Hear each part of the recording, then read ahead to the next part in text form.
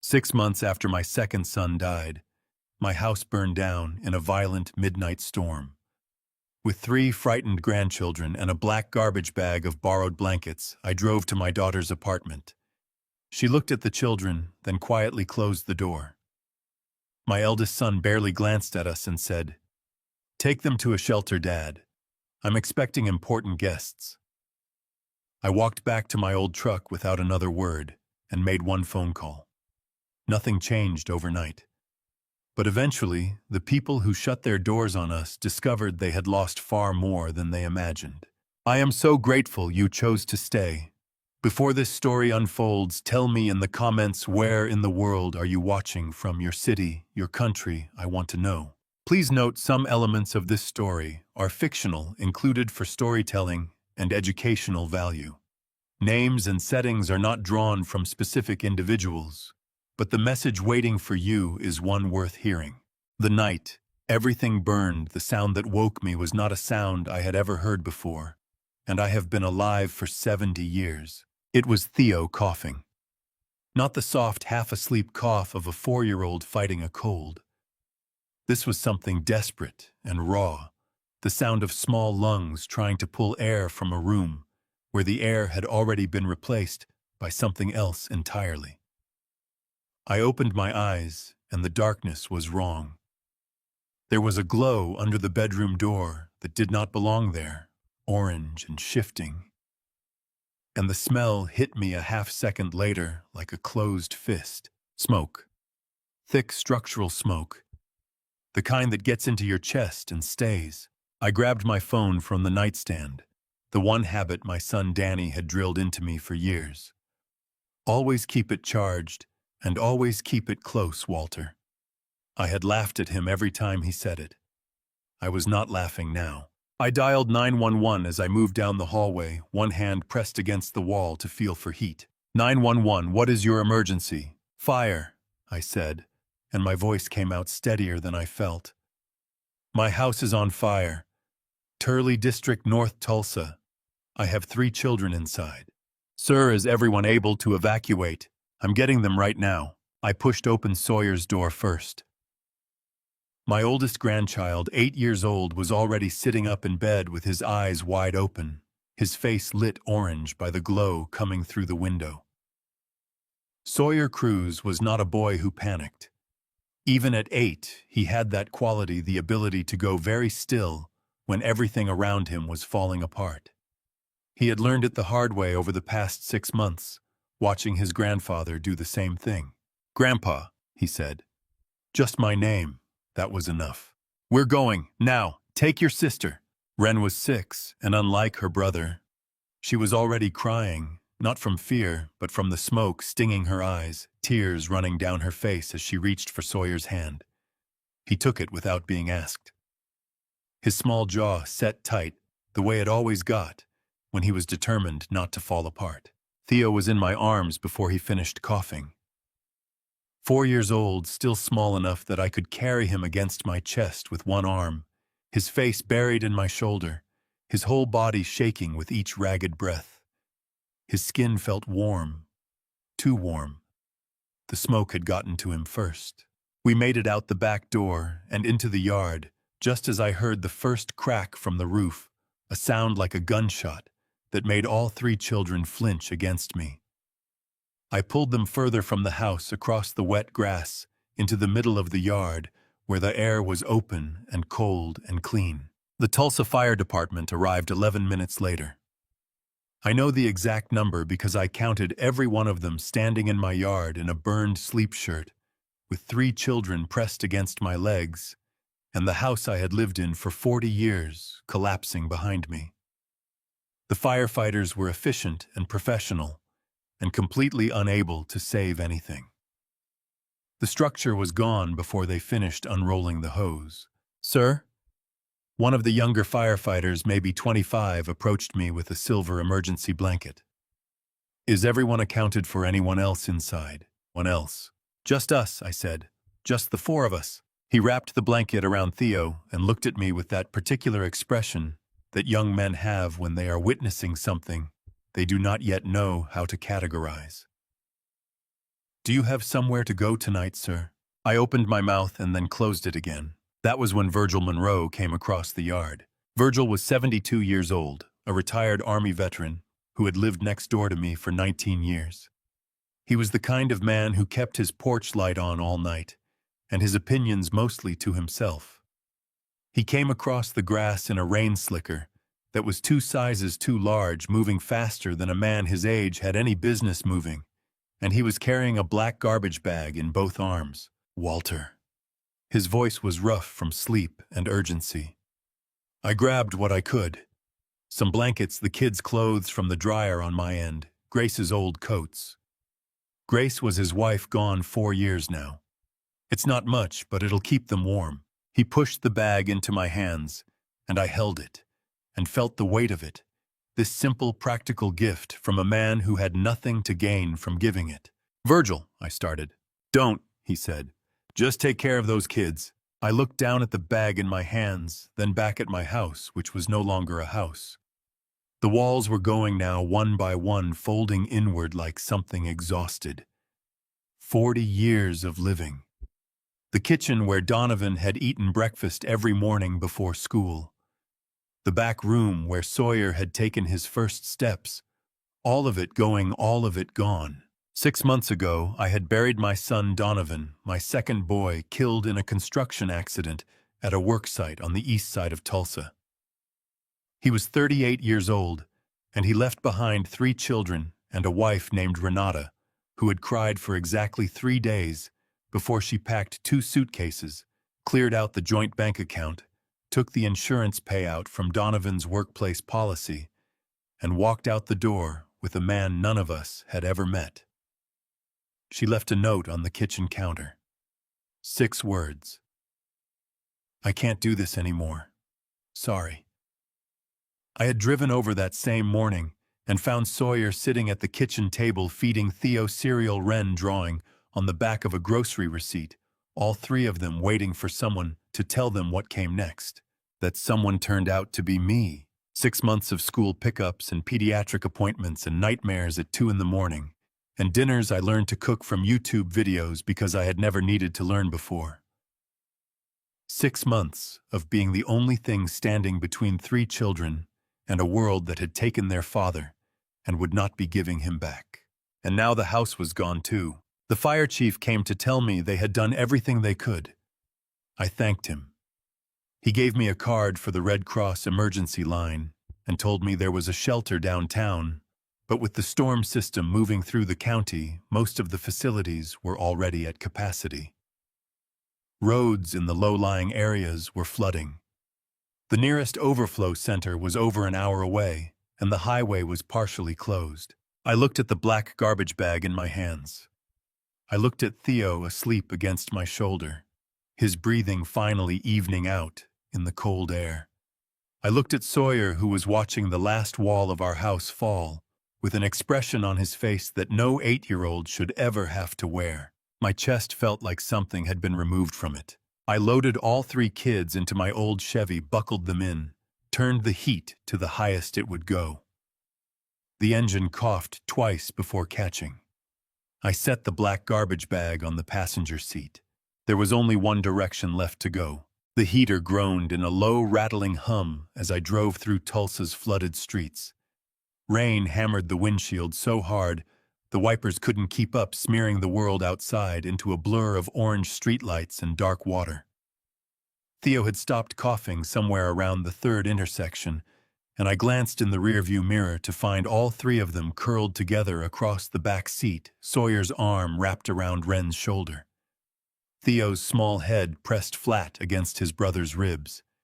They looked like a pile of exhausted puppies. My chest did something complicated at the sight of them, something that wasn't quite love and wasn't quite grief, but lived somewhere between the two. I hadn't let myself cry yet. There wasn't room for it. The black garbage bag Virgil had shoved into my hands sat on the passenger seat sides, bulging with folded blankets and a child's winter coat he must have grabbed from his own hall closet. The man hadn't asked a single question. He'd just pressed that bag into my arms and said, "Get those kids somewhere warm, Walter. Don't worry about anything else tonight. 72 years old and still the most decent man I'd ever known. I turned onto Riverside Drive at 11:43 at night. Preston's house rose up behind a wrought iron gate, 3 stories of cream-colored brick, every window dark, except for the amber glow of a foyer light. I'd helped him move into this house 4 years ago. I'd carried boxes up those porch steps myself, my back screaming the whole time because that's what fathers do. I'd never once imagined I'd be pulling into the driveway with 3 smoke-smelling grandchildren and nothing but a bag of borrowed blankets. I parked, told the kids to stay put, and walked to the gate's call box. The rain soaked through my shirt in seconds. I pressed the button. Nothing. I pressed it again, holding it down for a long 3 count. A crackle of static, then Preston's voice rough with sleep and unmistakably irritated. "Who is it?" "It's your father, Preston." I kept my voice steady. I was proud of that. "The house burned down tonight. I have the kids with me. I need a place for us to stay." A pause that lasted too long. "Dad." His tone shifted not toward warmth, but toward something careful and managed the voice he used in meetings. "It's almost midnight." "I know what time it is," I said.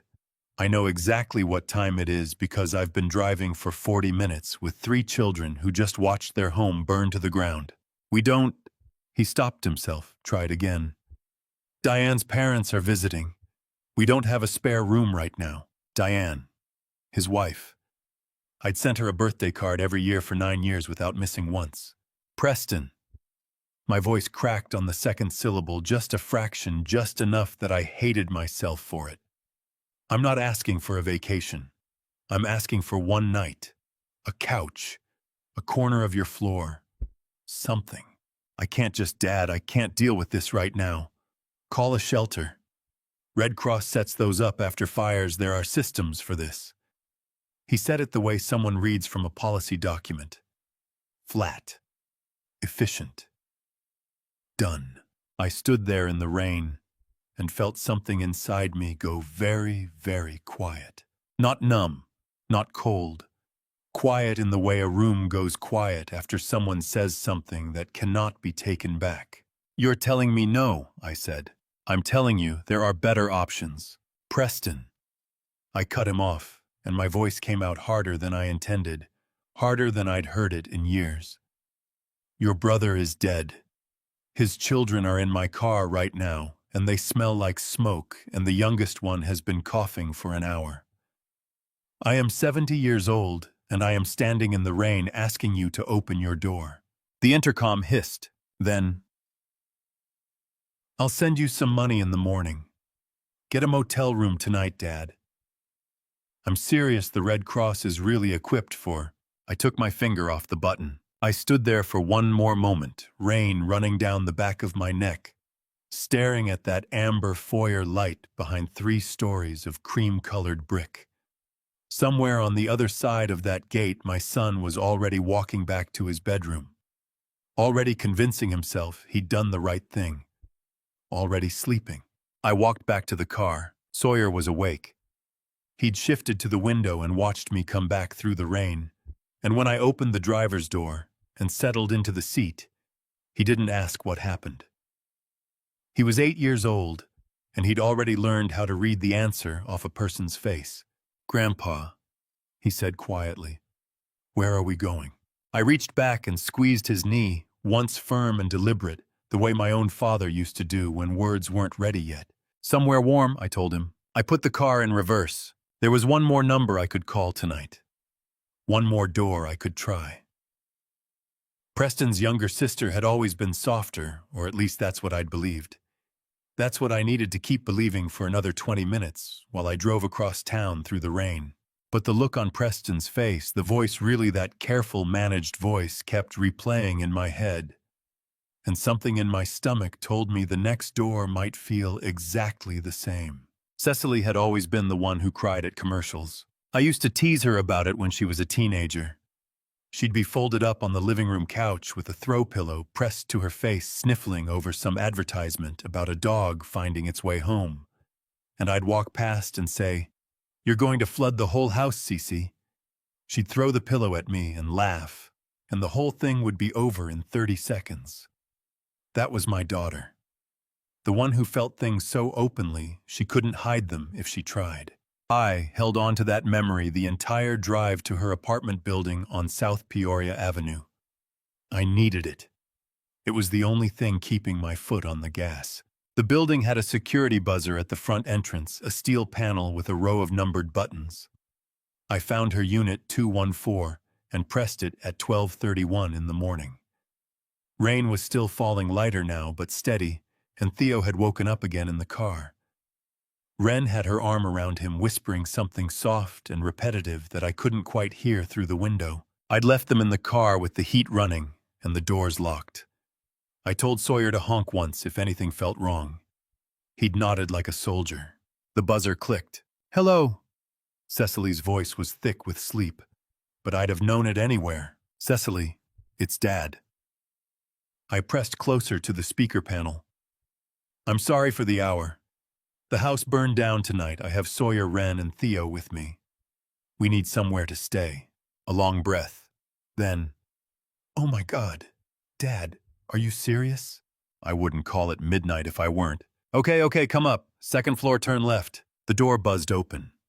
My shoulders dropped 2 full inches. The elevator was slow and smelled like carpet cleaner. I wrote it up, telling myself it was going to be fine. She'd already said, "Come up." She'd already buzzed me in. It was going to be fine. The hallway on the second floor was narrow and lit with yellow overhead lights that made everything look faintly jaundiced. Unit 214 was third on the left. Cecily opened the door before I knocked. She was wrapped in a gray robe, hair loose around her shoulders, and she looked genuinely alarmed, hand pressed to her mouth, eyes wide. "Dad, you smell like smoke." She reached forward and gripped my forearm. "Are you hurt? Are the kids okay?" "We're all okay," I said. "Shaken up. Theo's been coughing, but he's breathing fine. They're in the car downstairs." "Go get them," she said immediately. "Go. I'll get the couch set up." And then Warren appeared. He came down the hall in a white undershirt and gray pajama pants. Dark hair, disheveled arms crossed over his chest. Warren Hartwell was 38 years old, a corporate attorney at a firm downtown, and he carried himself with the particular brand of quiet authority that told you he was used to being the smartest person in whatever room he entered. He was not unkind, exactly, but he was precise, calculating. He noticed things. He noticed me standing in the doorway, and I watched something shift behind his eyes. "Warren," Cecily said, turning toward him with obvious relief. "Dad's house burned down. He has the kids with him. They need to stay a few nights." "How many nights?" Warren said. Not hello. Not are you all right. "How many nights?" "I don't know yet," I said honestly. "A few, until I can sort something out with the insurance company and find a temporary place." Warren unfolded his arms and rubbed the back of his neck. Cecily. Just her name in a particular tone. A tone that meant they needed to speak privately. She looked at him. He looked at her. And in that exchange, wordless and fast and private, the way long-term couples communicate without opening their mouths, I saw the whole conversation happen without a single word spoken aloud. "Warren." "They have nowhere to go," Cecily said, and I was grateful she said it. I was desperately grateful, even as I noticed that her voice had dropped and gone careful, in a way it hadn't been 30 seconds ago. "We have 900 square feet, Warren said, measured and even. "And my mother is arriving Thursday for 2 weeks. I've told you this for a month, Cecily. We have nowhere to put 4 people. Their family," she said, but the certainty in her voice had already started to thin. "Your father is an adult with resources," Warren said. He turned to me, and to his credit, he looked me in the eye when he said it. "Walter, I'm sorry about the house. That's a terrible thing. But we genuinely don't have the space, and there are emergency resources available for exactly this situation. FEMA assistance, Red Cross emergency shelters. The diocese sometimes opens." Preston said the same thing, I heard myself say, almost word for word. Something moved across Cecily's face fast, like a shadow crossing water. Guilt, or the near relative of it. Her hand still on my forearm loosened its grip by degrees. "Dad," she started. "No." I held up one hand, palm out. My voice was steady, but my hand was shaking, and I couldn't stop it, so I let it shake. "Don't apologize. I don't want an apology tonight. I just want you to know that I heard you." I turned and walked back to the elevator. She called my name once from the doorway. I didn't turn around. Not because I was punishing her, I wasn't. I was too tired for that. But because there was nothing left to say that wouldn't cost me something I couldn't afford to spend right now. I had 3 children in a car on South Peoria Avenue. I had a black garbage bag full of borrowed blankets. I had a tank of gas that was reading just above a quarter. And I had arrived finally, and completely at the understanding that no one was coming. That if anything was going to happen for those 3 kids, it was going to have to start with me. I pressed the elevator button and stood very straight while I waited for it to arrive. The parking lot of Cecily's building was empty except for my car and a dumpster pushed against the far fence. I could see the outline of Sawyer's head through the back window. He'd stayed upright the whole time, just like I'd asked. 8 years old and keeping watch like it was his job. I climbed in and pulled the door shut behind me. The warmth inside the car hit me all at once, and for a single unguarded second, I felt how cold I'd gotten, how thoroughly the rain had worked its way through my shirt and into my bones. I gripped the steering wheel with both hands and stared through the windshield at nothing in particular. "She said no too," Sawyer said. It wasn't a question. I turned in my seat to look at him. His face was unreadable in the low light, steady and watchful in a way that belonged on someone twice his age. Wren had fallen back asleep against the door, her breath fogging a small circle on the window glass. Theo was curled across both their laps, one fist tucked under his chin. "She said no, too," I confirmed. I didn't see the point in dressing it up. Sawyer nodded once, slow and deliberate, like he was filing the information away somewhere deep and private. Then he said, "So what do we do now, Grandpa?" I exhaled. Long and controlled, the kind of breath that's half discipline and half prayer. "I know a place," I said. St. Augustine Catholic Church sat on the corner of Admiral Boulevard and North Cincinnati Avenue, a squat red brick building with a white wooden cross mounted above the double doors. I'd been attending Sunday Mass there for going on 11 years, ever since my wife Eleanor passed, and I needed somewhere to put my hands on Sunday mornings that wasn't an empty house. Father Ambrose had presided over Donovan's funeral service 4 months earlier. He'd stood at that pulpit and spoken about my son with a tenderness that had broken something open in me I hadn't been able to close since.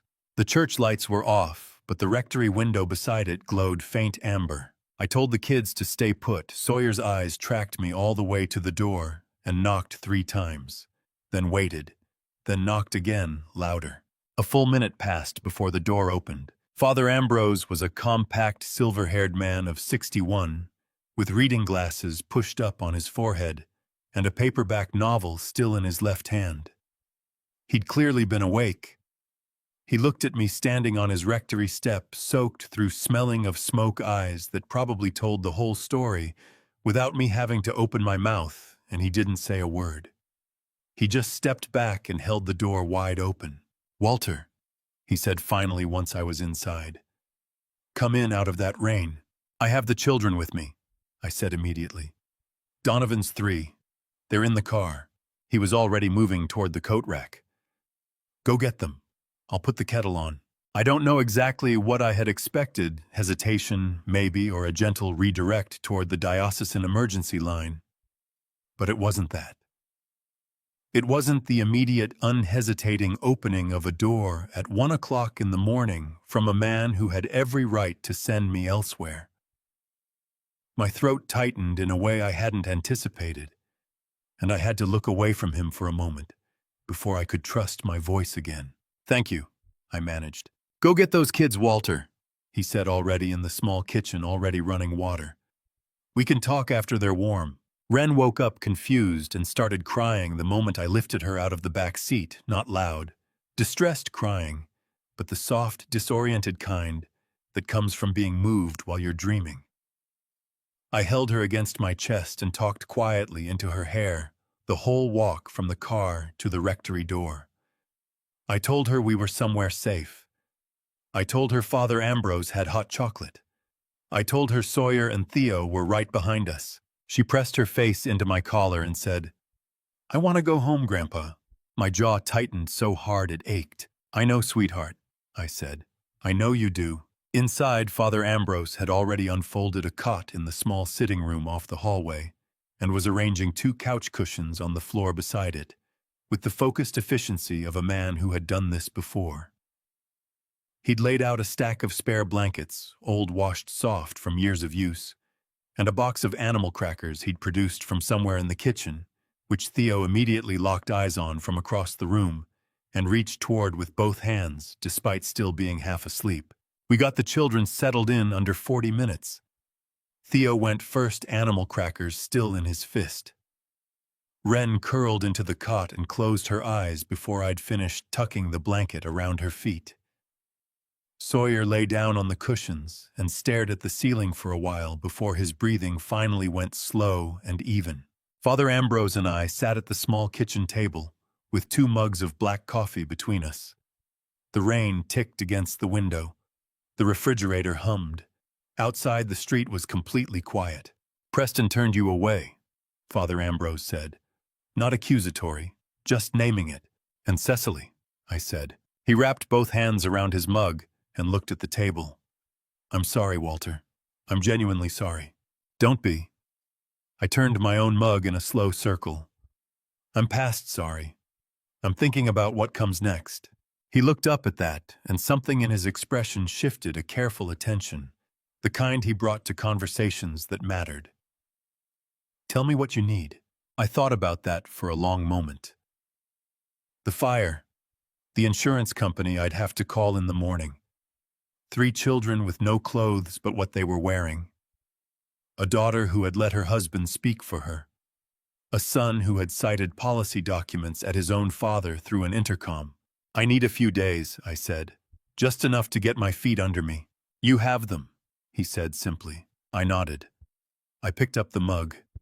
I drank the coffee, which was strong and slightly bitter, and exactly what I needed, and I sat in Father Ambrose's kitchen and listened to the rain, and let myself, for just that 1 hour, not be the person holding everything together. Morning would arrive soon enough, and with it everything daylight makes impossible to avoid. I did not sleep. I sat in Father Ambrose's kitchen chair until the window above the sink went from black to gray to the pale, washed-out blue that passes for dawn in October.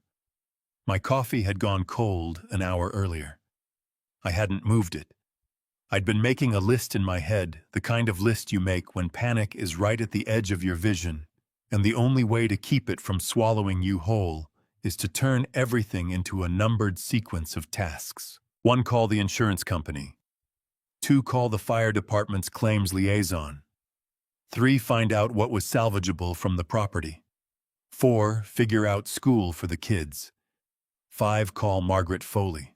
Margaret Foley was a family attorney I'd worked with briefly 2 years earlier when Donovan had needed help drawing up a custody arrangement after a rough patch with Renata.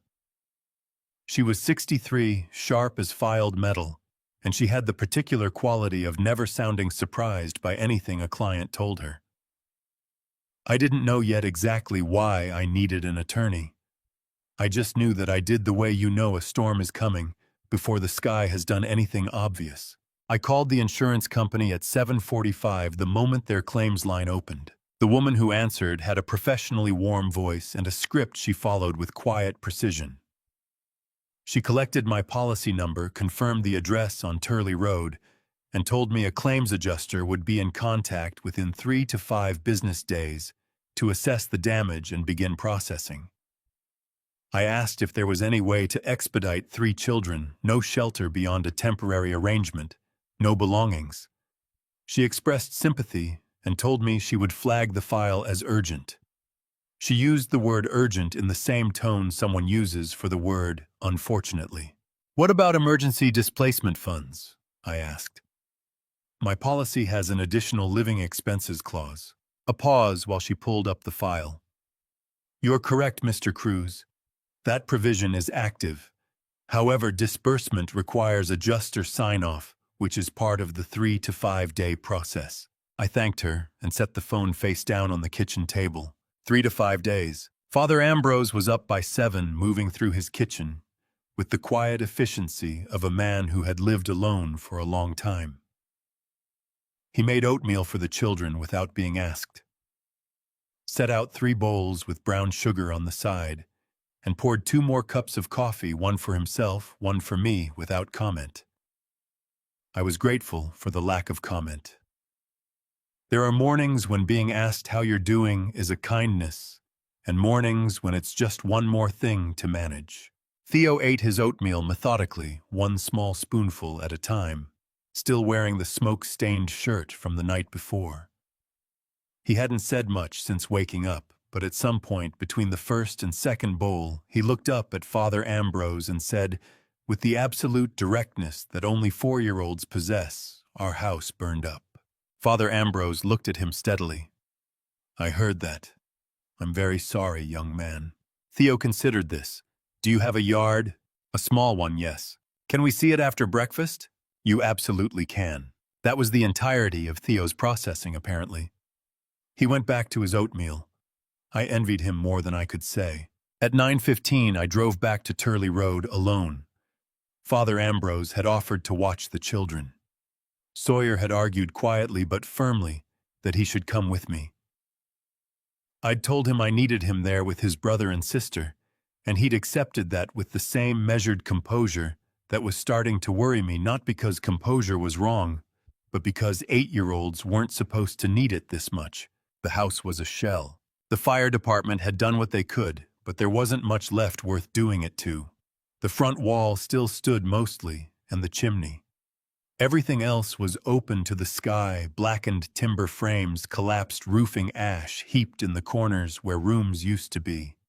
The smell was extraordinary in its wrongness. Smoke and wet char, and something chemical underneath that, made my eyes water. A fire department liaison named Officer Brandt met me at the property line with a clipboard and a hard hat.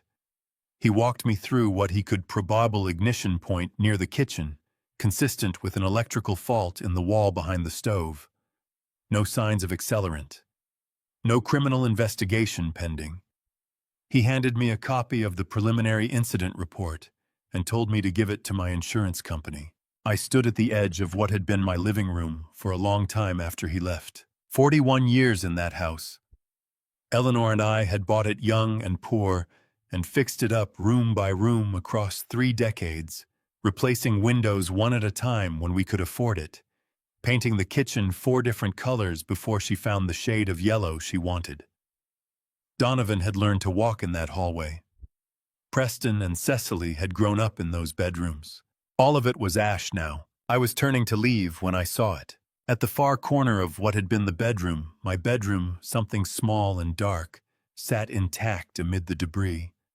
Square. Metal. The fire had warped and blackened its exterior, but it had not opened it. It had not consumed it. Donovan's fireproof document box. I had given it to him 3 years ago as a birthday gift. The kind of practical, unglamorous present a father gives a son when the son has just bought his first house and the father has spent enough years watching things go wrong to know that documents matter. I hadn't known Donovan had left it here. I hadn't known it was in my room. I picked my way carefully across the debris field, crouched down and pulled it free of the ash. It was locked. I didn't have the key, but I carried it back to the car and set it on the passenger seat, right where Virgil's black garbage bag had sat the night before. I sat there for a moment looking at it, warped lid, scorched handle, the combination dial fused from heat. Whatever Donovan had kept in there, he'd kept it protected. And for reasons I couldn't have explained yet, that felt like something I needed to understand before anything else.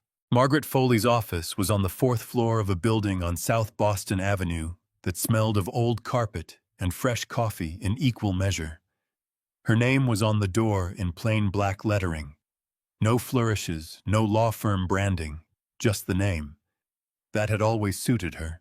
She was already at her desk when her assistant showed me in at 10:30, reading glasses on a yellow legal pad open in front of her. She looked up, took in the state of me I was still in yesterday's clothes, ash under my fingernails, the fireproof box under my arm, and pointed at the chair across from her without preamble. "Sit down, Walter. Tell me everything." So I did. I went through it in order: the fire, the children, Preston's intercom, Cecily's hallway, Father Ambrose's kitchen, the insurance company's 3 to 5 days. I set the fireproof box on the edge of her desk and told her where I'd found it and what I knew about it, which wasn't much. She listened without interrupting, which was one of the things I'd always appreciated about her. She let the whole picture assemble itself before she touched any piece of it. When I finished, she set her pen down and looked at the box. "Can you open it?" she asked. "The dial is fused.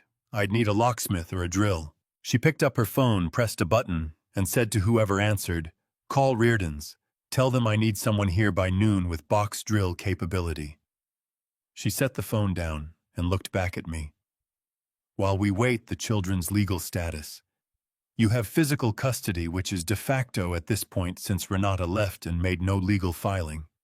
But you have no formal guardianship order. That's the first thing we fix." "How long does that take?" "Emergency guardianship petition in Tulsa County. I can file today, hearing within 2 weeks if I push. Judge Patricia Owens handles family matters in this district. She is thorough and she does not like loose ends." Margaret tapped her pen against the legal pad. "In the meantime, document everything. Every phone call, every date, every time you've purchased food or clothing or medication for those children since May. Every school drop-off. Everything. I thought about the 6 months since Donovan died. The lunches packed. The pediatric appointments. The school forms signed with my name because there was no one else's name to put. I have most of that," I said. "Get the rest," she said. The locksmith arrived at 11:58. He was a young man, maybe 25, with a tool bag over one shoulder, and the focused, unhurried manner of someone who was good at a specific thing and knew it. He had the box open in under 4 minutes. Margaret and I both leaned forward. Inside, a folded birth certificate for each of the 3 children clipped together. A copy of Donovan's deed to a small lot in Broken Arrow he'd never mentioned to me. A sealed envelope marked in Donovan's handwriting. Neat, careful, the handwriting of a man who took his time with the words, "For Dad, if something happens." And beneath all of that, a stapled document. 8 pages. The header read, "Life Insurance Policy, Continental Mutual Assurance. Policy number 774-DRSU-2201. I picked it up and read the coverage amount on the first page. $180,000. My hands were not entirely steady as I turned to the beneficiary page. Sawyer Allen Cruz, Ren Marie Cruz, Theodore James Cruz. All 3. Equal shares. $60,000 each, held in trust until age 25. I put the document down on Margaret's desk and pressed both palms flat against the surface and breathed. "Did you know about this policy?" Margaret asked. "No," I said. "I didn't know he had it." She pulled the document toward her and began reading with the quick scanning efficiency of someone who had read thousands of these. Continental Mutual. Issued 18 months before his death. Premiums paid current through the date of death. She turned to page 4. Named trustee is listed as... She paused, adjusted her glasses. Renata Cruz. The name landed in this room like a stone into standing water. "She knew," I said. Margaret looked at me over her glasses. "That's what we need to determine. The question is whether she disclosed this policy when she left, or whether she concealed it. If she concealed it, that's a civil matter fraud against the beneficiaries, and it changes your custody picture considerably." I sat back in my chair. Outside the window, Tulsa went about its Tuesday morning cars, moving people, walking the ordinary machinery of a day that had no idea what was happening in this fourth-floor office on South Boston Avenue. I thought about Renata, the note she'd left. I can't do this anymore. Sorry. I thought about how quickly she'd packed, how she'd been gone within 48 hours of the funeral, how she had never once in the 6 months since asked about her children. I thought about a woman who knew there was $180,000 sitting in an insurance policy and chose to leave 3 children in the care of a 70-year-old man rather than say a single word about it. I called Danny from the parking garage. Danny Cruz was my younger brother, 65 years old, retired carpenter, lived in Broken Arrow, about 20 minutes southeast of Tulsa. We'd grown up in the same 2-bedroom house in Nowata, Oklahoma, shared a room until I was 16, and spent the better part of 50 years being exactly the kind of brothers who didn't need to talk every week to stay close. I had not called him the night of the fire. I wasn't entirely sure why. Maybe because calling Danny made it real in a different way. Danny was practical and steady, and he fixed things, and calling him meant admitting there were things that needed fixing. He picked up on the second ring. Walter. Just my name, but the way he said it, warm, immediate, no question about the hour or the reason, made something loosen in my chest that I hadn't realized was wound so tight. The house burned down 2 nights ago, I said. I have Donovan's 3 kids. I just found out there's a life insurance policy for 180 that Renata may have been sitting on since May. A beat of silence. Then Danny said, I'm packing a bag right now. I'll be there by dinner. I didn't argue. I didn't tell him he didn't need to come. I just said Father Ambrose's rectory on Admiral Boulevard, second door on the left. I'll find it, he said. I was still standing in the parking garage when my phone buzzed in my hand. Different number. A downtown Tulsa area code I didn't recognize, but the name it resolved to in my contacts stopped me cold. Preston Cruz. He hadn't called me in 6 months. Not once since Donovan's funeral. And now the morning after I'd found a $180,000 insurance policy with his dead brother's children's names on it, my eldest son was calling me from a number I didn't have saved. I stood there in the concrete quiet of the parking garage and looked at his name on the screen, and I let it ring. Before I show you what Walter found inside that box, comment the word open right now so I know you're still here with me. And a quick note, the story ahead contains some fictional elements shaped for narrative and educational purposes. It may not reflect every detail of any single experience. If that's not for you, it's okay to step away now. Danny arrived at 4:57 in the afternoon, which meant he'd left Broken Arrow within 20 minutes of hanging up the phone. He pulled into the church parking lot in his work truck, a dented dark green Ford F250 with a lumber rack on the bed and a faded Cruz & Sons carpentry decal on the rear window. The business name from a company he and Donovan had briefly talked about starting together back when Donovan was first getting into construction work. Danny had never taken the decal off. I'd noticed that every time I saw the truck and never mentioned it. He climbed out and walked toward me with the unhurried stride of a man who has spent 40 years on job sites. Boots heavy on the ground, shoulders square, no wasted motion. He was 3 inches shorter than me, broader through the chest with a gray beard he'd been growing since his wife Carol passed 2 years ago. He looked at me the way only people who have known you your entire life can look at you, taking in everything at once, cataloging it, deciding what to say about it. What he decided to say was, "You look terrible, Walter." "I know," I said. He pulled me into a hug that lasted about 4 seconds, firm, deliberate, no nonsense, and then stepped back and looked at the rectory. Father Ambrose still running the place. Still running it. Good man. He reached into the cab of his truck and pulled out a large duffel bag and a plastic grocery sack. Brought some clothes from the donation box at my church in Broken Arrow. Figured the kids could use something clean. And Carol's old lasagna recipe I made a pan this morning. It travels. I looked at the grocery sack. I looked at my brother. My throat did the complicated thing it had been doing since the night of the fire. the tightening that meant something needed to come out that I wasn't ready to let out yet. "Thank you, Danny," I said.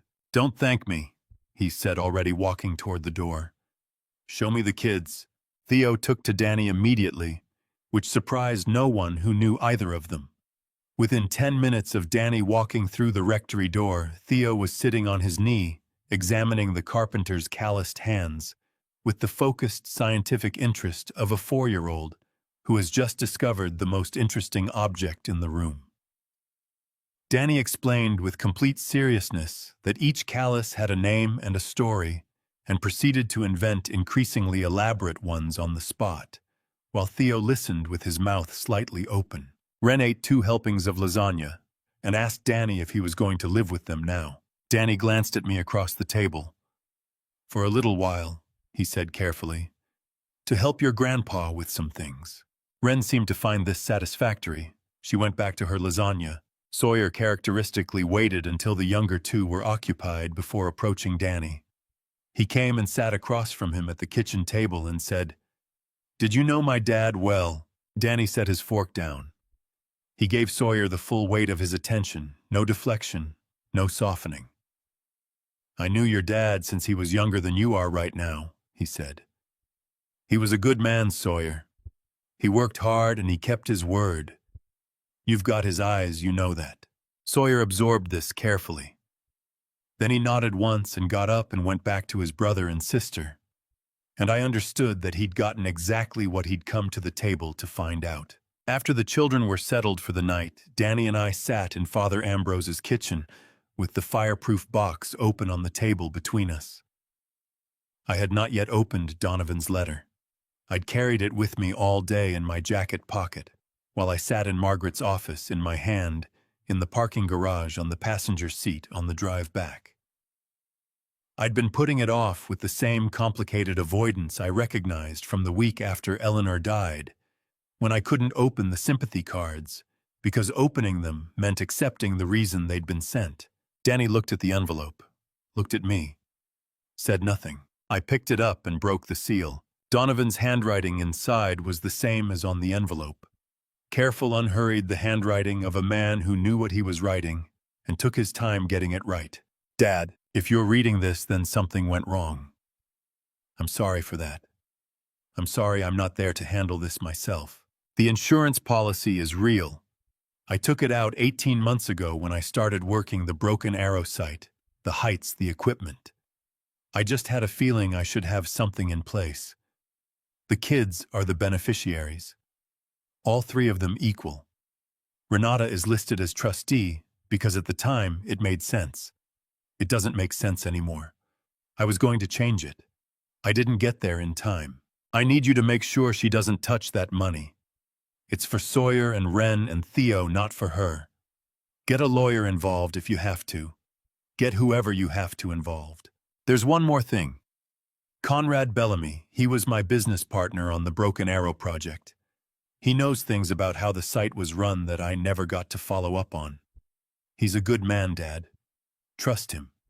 He'll know what to do with what he knows. Take care of my kids. I know you will. You always did. Donovan, I read the letter twice. The second time, my voice was steadier than the first. Danny hadn't moved. When I finished, he reached across the table and put his hand over mine for a moment, just a moment, and then took it back.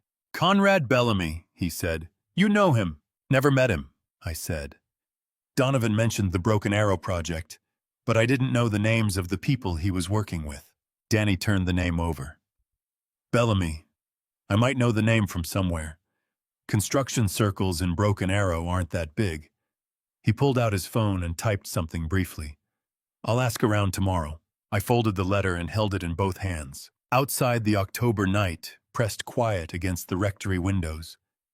Inside, the lasagna pan sat empty in the drying rack, and somewhere down the hall, 3 children were sleeping in borrowed blankets, and my brother was across the table from me and Donovan's words were in my hands. And somewhere across the city, Preston Cruz had left a voicemail I still hadn't listened to. I pulled out my phone, pressed play. His voice came through the speaker flat and controlled, stripped of the sleep roughness from the night before. Professional. the voice he used when he wanted something.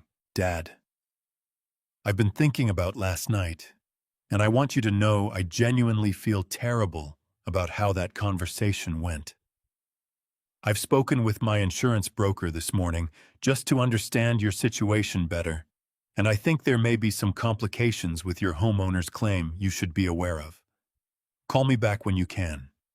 We should talk. The message ended. I set the phone on the table. Danny looked at it.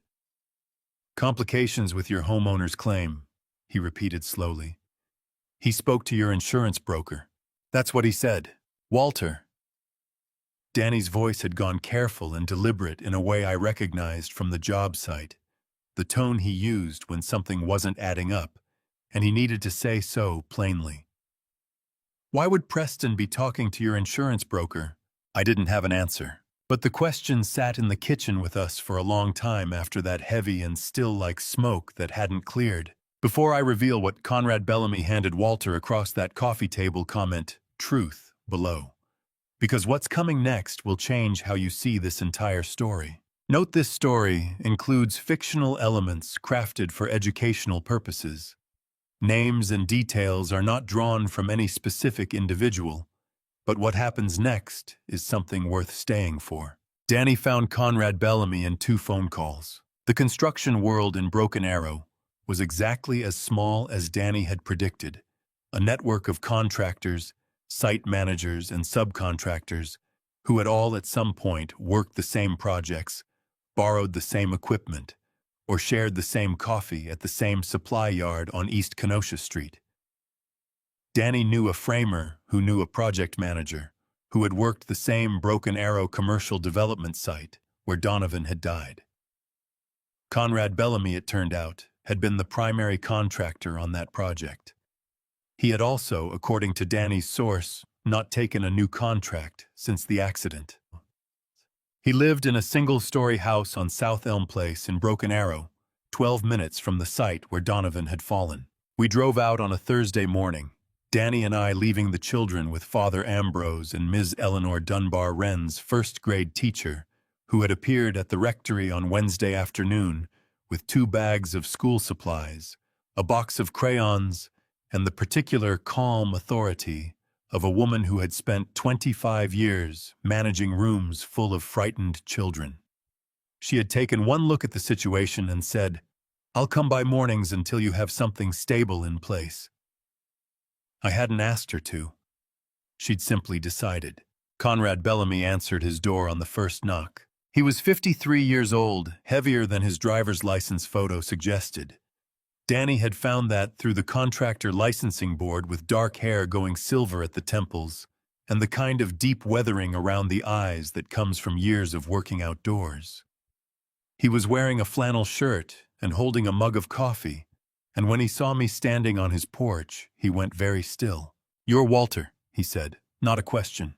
"I am," I said. He stepped back from the door. "Come in, both of you." His living room was clean and spare, a couch, a wooden coffee table, a bookshelf with more tools, catalogs than books, and a framed photograph on the wall near the window that I recognized immediately. It was a job site photo, the kind taken on the first day of a big project. A dozen workers lined up in front of an unfinished frame with their hard hats pushed back and their arms around each other's shoulders. Donovan was in the middle of the back row, grinning. I stood in front of that photograph for a moment, before I could make myself sit down. Conrad sat across from us and wrapped both hands around his mug, the same way Father Ambrose had with his coffee the night of the fire. And I was struck by the similarity, 2 men holding something warm while they prepared to say something hard. "I've been waiting for you to come," Conrad said. "I didn't know how to reach you directly. Donovan talked about you, but I didn't have a number." "He left a letter," I said. "He named you in it, said you knew things about the site that he hadn't gotten to follow up on." Conrad's jaw tightened. He set his mug down carefully. "The accident wasn't an accident," he said. "Not entirely." The room went very quiet. Danny beside me on the couch didn't move. "Tell me what you mean by that," I said. Conrad leaned forward, elbows on his knees, and spoke in the measured, precise way of a man who had been rehearsing this for months. The Broken Arrow commercial development, a mixed-use project retail ground floor offices above, had been subcontracted through a holding company called Meridian Build Group. Meridian had won the bid at a price that Conrad, with 30 years of site experience, knew was too low. Cutting costs on a project that size meant one of three things: cheaper materials, fewer workers, or reduced safety compliance. Meridian had chosen all three. Donovan had flagged the scaffolding system to the site foreman 2 weeks before his death. The scaffolding on the east elevation was showing stress fractures in the bracket welds, not catastrophic yet, but requiring immediate replacement. The foreman had logged the complaint, sent it up the chain, and received instructions to continue operations while a review was scheduled. The review was never scheduled. 3 days after Donovan submitted his written complaint, Conrad had a copy. The east elevation scaffolding failed. Donovan fell 22 feet. OSHA came out after, Conrad said. They cited Meridian for 7 violations. 5 of them were directly related to the scaffolding system Donovan had flagged. The citations are public record. I can pull them up right now if you need. Who owns Meridian Build Group? Danny asked. His voice was level, but I could see his hand pressed flat and hard against his knee. Conrad looked at Danny.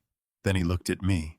Meridian Build Group is a shell holding company, he said carefully. It was set up 18 months before the project started. The registered owner of record is a man named Elliot Vance, but the operating capital, the actual money that funded the bid, traces back through 2 LLCs to a private real estate investment portfolio. He paused. The portfolio is managed by Preston Cruz. I heard Danny draw a slow breath through his nose beside me. I did not move. I did not look away from Conrad. I held his gaze and felt the information settle into me, the way cold water settles, spreading outward, finding every space, changing the temperature of everything it touched. Preston, my son, the man who had stood behind a wrought iron gate 3 nights ago and told me to call the Red Cross. The man who had called my insurance broker the morning after. Are you certain? I asked. My voice came out quieter than I intended, stripped of everything except the question itself. I have the LLC registration documents, Conrad said. I have the capital transfer records. I've had them since July. I hired a forensic accountant in August to verify the chain. He reached beside his chair and picked up a manila folder thick with paper and held it out across the coffee table. I didn't know what to do with them. I didn't know who to trust. Donovan told me if anything ever happened to go to you. So here. I took the folder. It was heavier than it looked. There's one more thing, Conrad said. He picked up his mug again, but didn't drink from it.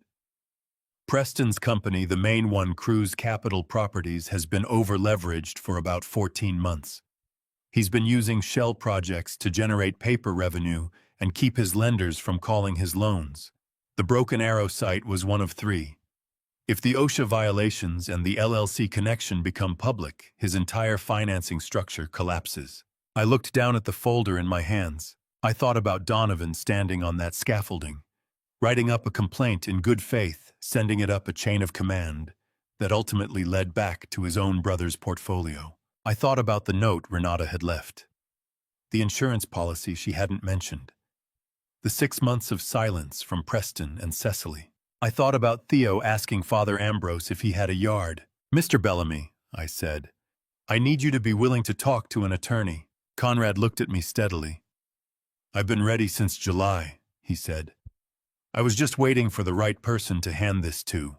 Margaret Foley did not raise her voice when I laid Conrad's folder open on her desk. That was the thing about Margaret. She had practiced law for 38 years, and somewhere in those 38 years, she had developed the ability to receive catastrophic information with the same external composure she brought to scheduling a deposition. She read through the LLC registration documents first, then the capital transfer records, then the forensic accountant's summary turning pages with steady, methodical hands, while I sat across from her and watched her read. When she finished, she closed the folder, removed her reading glasses, and set them on the desk with a small, precise click. Preston Cruz, she said, in the tone of someone confirming a diagnosis they'd suspected, but hoped was wrong.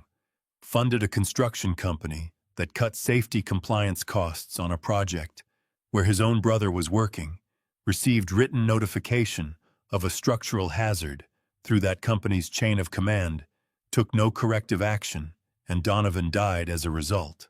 That's what the documents show, I said. And he called your insurance broker the morning after you found the policy documents. Yes. Margaret was quiet for a moment. Not the quiet of someone without words, but the quiet of someone sorting through too many words to choose which ones to use first. Walter, she said finally, I want to be precise with you about what we're looking at, because I don't want you walking out of here with the wrong picture. She reopened the folder to the forensic accountant's summary. The connection between Preston's portfolio and Meridian Build Group establishes civil liability exposure, negligence, potentially gross negligence in Donovan's death. That is a wrongful death civil suit, which you can file on behalf of Donovan's estate and his children as surviving dependents. Oklahoma statute of limitations on wrongful death is 2 years from date of death. Donovan died May 2023. We have until May 2025. We have time, but not unlimited time. And the insurance broker call, Danny asked. He'd come with me again. He sat in the chair beside mine with the manila folder balanced on his knee, and his arms crossed, and his expression the careful neutral of a man paying very close attention. That, Margaret said, is potentially more immediate. If Preston contacted your insurer and made representations that affected your claim, delayed, it redirected it, flagged it for additional scrutiny in any way that is insurance interference. It's a separate civil matter, and depending on what he actually said to them, it could also constitute tortious interference with a contract. She picked up her pen.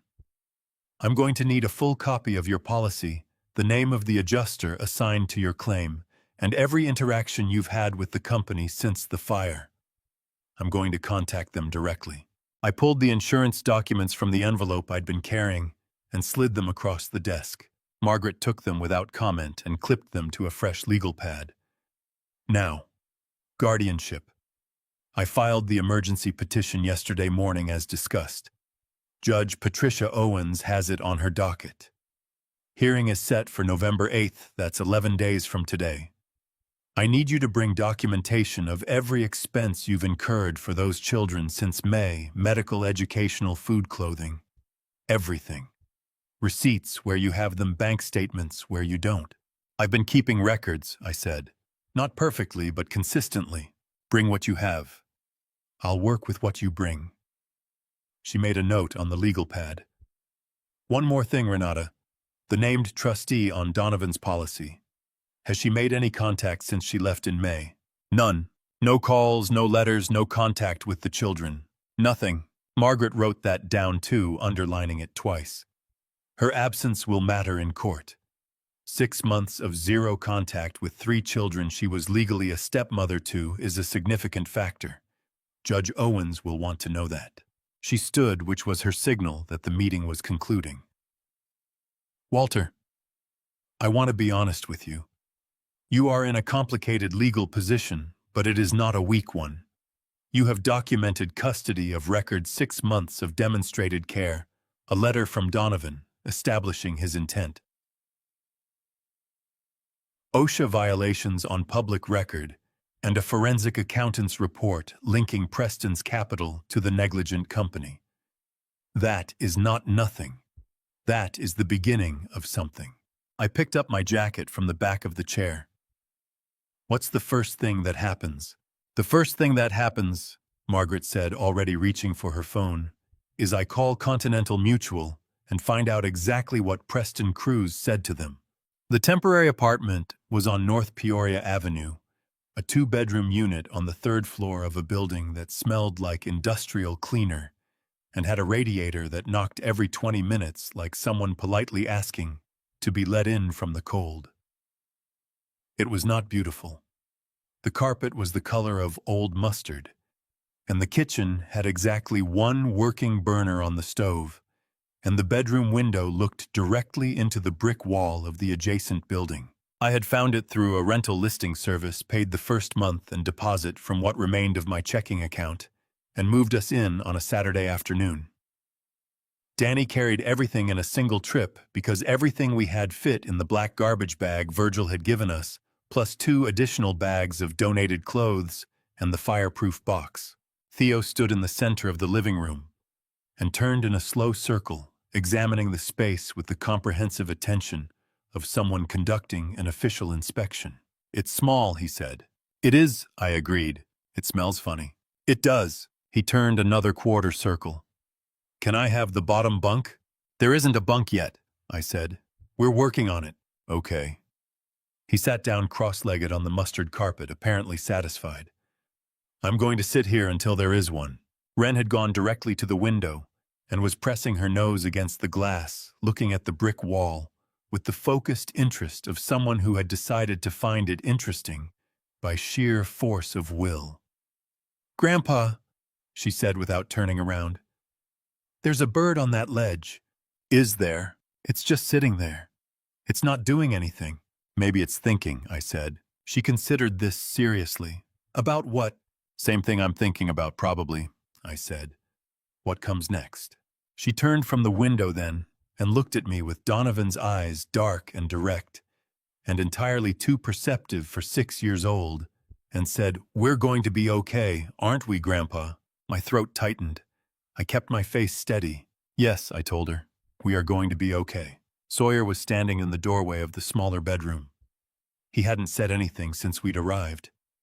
He looked at me across the length of that small, mustard-carpeted living room, and then he nodded once, short, and certain the way he'd nodded in the car outside Preston's gate, and went to help Danny figure out where the beds were going. We were 11 days from the guardianship hearing. We were in a 2-bedroom apartment with 1 working burner and a knocking radiator and a bird on a brick ledge outside the window. And for the first time since the night the house burned down, I had a door I could lock from the inside. It wasn't much, but it was a start. Nobody warns you about the middle. People talk about the moment. Everything falls apart. The fire. The door that doesn't open. The parking garage, where you stand in the dark, listening to your son's voicemail and feeling the ground shift under 40 years of assumption. They talk about that. And they talk about the other end, where things come together, where the story resolves into something you can hold up and say, "Look, it meant something." But the middle, the long, grinding, unglamorous middle, nobody mentions that part. Maybe because there's nothing cinematic about reheating soup on 1 working burner at 6 in the morning, while a 4-year-old coughs in the next room, and you're calculating whether the checking account will cover groceries and Theo's follow-up appointment at the same time. That was November. That was most of November. The guardianship hearing on November 8th lasted 47 minutes. Judge Patricia Owens reviewed every document Margaret had submitted, asked me 4 direct questions about the children's living situation, schooling, and medical care, and granted emergency guardianship before noon. I sat in the hallway afterward, with the paperwork in my hands, and felt something release in my chest that I hadn't realized I'd been holding since May.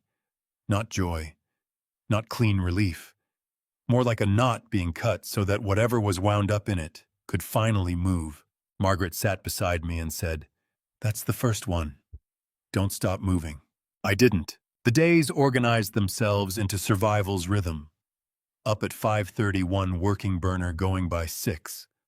Theo always appeared first, socks sideways, hair shuffling directly to the stove to conduct his inspection. "Oatmeal again," he said one morning. Not accusatory, just noting it. "Oatmeal again," I confirmed. "Do we have the brown sugar?" "We have the brown sugar." He climbed onto his chair and picked up his spoon. "Okay, that's acceptable." I turned back to the stove before he could see me smile. Sawyer turned 9 that November. Quietly, he asked for pancakes instead of cake, and Danny made them without being asked. Wren had good mornings and bad mornings. The bad ones, she came to the table with eyes already red, pushing oatmeal around her bowl. Why doesn't Aunt Cecily want to see us? She asked one Tuesday in the third week of November. Aunt Cecily is going through her own things right now, I said carefully. But we're her family. Yes, I said. You are. She looked up with Donovan's eyes dark, direct, seeing more than they were supposed to. That should matter more than her own things, she said. She was right. 6-year-olds shouldn't be right about things like that. Eat your oatmeal, sweetheart, I said. She did. But she didn't look convinced by anything.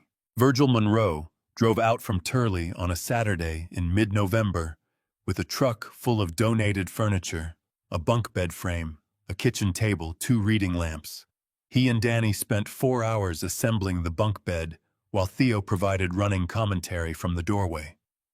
When it was finished, Theo climbed to the top bunk, spread his arms wide, and announced to the ceiling that this was the best bed in the world. Wren told him it was the only bed in the world for them. Theo said that still counted. I shook Virgil's hand on the sidewalk when he left. He gripped it hard. You're doing right by those kids, Walter. Don't let anybody tell you different. Plain, direct, no cushioning. Then he drove back to Turley, and I stood on the sidewalk until his taillights disappeared. The nights were the hardest part. After the children were asleep, I sat at the kitchen table with the fireproof box, and Donovan's letter, and Conrad's folder, and I thought about my son. Not the accident, but Donovan himself, the way he called every Sunday morning without fail, the way he'd taken out that insurance policy 18 months before he needed it, because he had a feeling. Careful, responsible, thinking ahead. He'd thought ahead, and it still hadn't been enough. Some nights the grief pressed down on the top of my head like a physical weight, and when I couldn't press back anymore, I went to the bathroom, turned on the faucet so no one would hear, and let myself cry for exactly as long as I needed to. Then I turned the faucet off, dried my face, and went back to the table, because morning was always coming, and morning meant oatmeal and brown sugar and Theo in the doorway in his socks. That was worth getting up for. That was worth all of it. My phone rang on a Friday evening in late November. Margaret Foley. Walter, she said, and something in that single word told me she had found something. I spoke with Continental Mutual today, and then I spoke with their legal department. I sat down at the kitchen table. Tell me, I said. Preston called them, she said, 4 days after the fire. He flagged your claim as having irregularities, and it worked. Your file has been sitting in secondary review for 3 weeks. Nothing moving. The kitchen was very quiet. Can you fix it? I asked. I've already started, she said. But Walter, what Preston did is deliberate. This changes what we're filing. I gripped the phone tighter. How much does it change? I asked. And what she said next was something I needed the rest of the night to sit with. She had filed 3 things. That was the first thing Margaret told me when I arrived at her office on the Monday after her Friday call, Danny beside me again. The manila folder from Conrad tucked under my arm, even though she already had copies of everything. Some things you carry with you, not because they're needed, but because leaving them somewhere feels wrong. Margaret stood at her desk rather than sitting. She did that sometimes. I'd noticed when she was in the part of a case that required momentum rather than deliberation. She had yellow legal pads fanned across the desk surface and a second cup of coffee going, which told me she'd been there since early.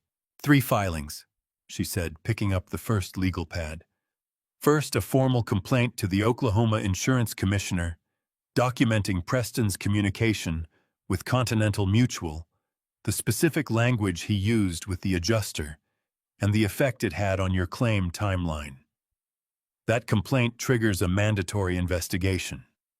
The insurer is now legally required to resume normal processing of your claim within 14 business days or face regulatory review.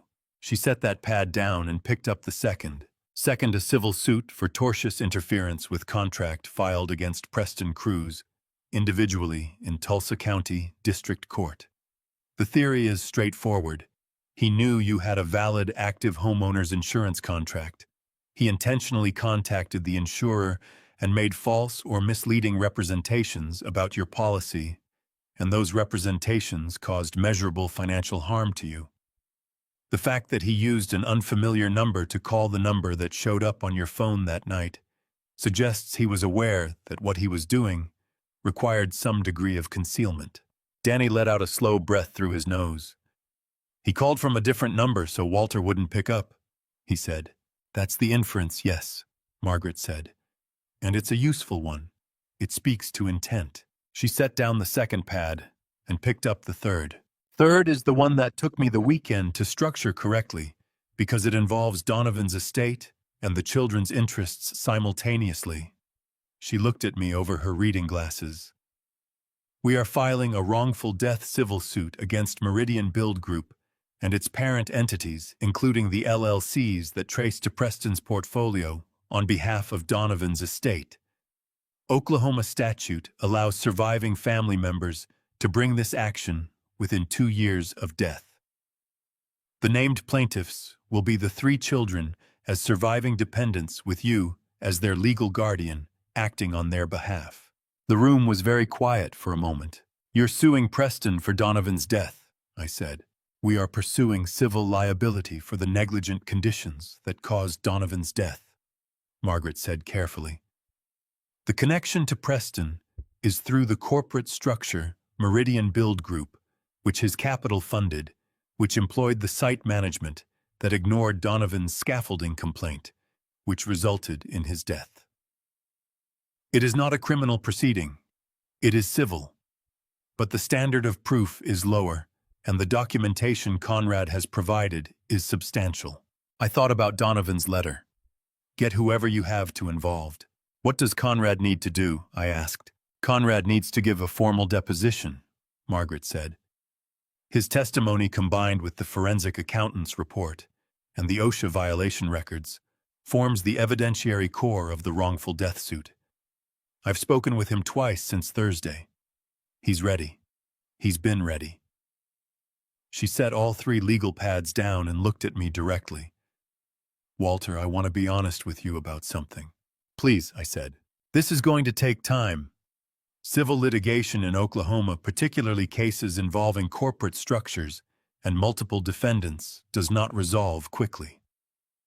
We are looking at a process that will likely run 12 to 18 months, from filing to judgment, assuming it doesn't settle early, and there is a reasonable chance Preston's attorneys will attempt to settle rather than let this go to full discovery, because full discovery means the documentation and the OSHA records become part of the public court file. And if he settles, Danny asked, then we negotiate terms that serve Walter and the children. Settlement is not failure. Settlement can be the right outcome. She looked at me. But I want you prepared for the longer path, because I don't know yet which one he'll choose. I nodded. What do I need to do right now? Right now, Margaret said, you go home, you keep those receipts, you keep that guardianship paperwork current, and you let me do my job. She picked up her coffee cup. And you call me the moment Preston Cruz makes any direct contact with you. Any contact. A text, a voicemail, a card in the mail, anything. Conrad Bellamy came to Margaret's office 2 days later for the preliminary deposition. I wasn't in the room for the deposition itself that was between Conrad Margaret and Margaret's associate, a young woman named Claire Adler, who took notes with the focused speed of someone who had learned to write faster than people talk. But Conrad arrived at the office at the same time I did, and we sat in the waiting area for 10 minutes before he was called back, drinking bad waiting room coffee and not saying much. At one point, he looked at the framed print on the wall across from us, a generic landscape, green hills, blue sky, the kind of art that exists specifically to give people something neutral to look at in waiting rooms, and said, without preamble, I should have pushed harder after the OSHA inspection. I should have gone to the press or the DA's office or somewhere. Instead, I hired an accountant and sat on what I had. You were waiting for the right person, I said. I was scared, he said, with the precision of a man correcting a polite misstatement. I'm a contractor. Preston Cruz runs capital through half the development projects in this county. Being on the wrong side of that conversation has consequences. I looked at him. And now, he turned from the landscape print and met my eyes. Now Donovan's dead and his kids are in a 2-bedroom apartment on North Peoria Avenue, and the man responsible is calling insurance brokers at 7 in the morning. He set his coffee cup down on the side table. Now I'm less scared of the consequences than I am of what it means if I stay quiet. He was called back to the deposition room a few minutes later. I sat in the waiting area and drank the bad coffee and thought about what Margaret had said 12 to 18 months. The long path. I thought about Theo on the mustard carpet asking about the bunk bed. I thought about Wren's bird on the brick ledge. I thought about Sawyer's composition notebook and its careful questions. 12 to 18 months. That was a long time to hold things together. But I had held things together for 6 months already since May, since the phone call that had come to the construction site on a Tuesday morning and changed everything.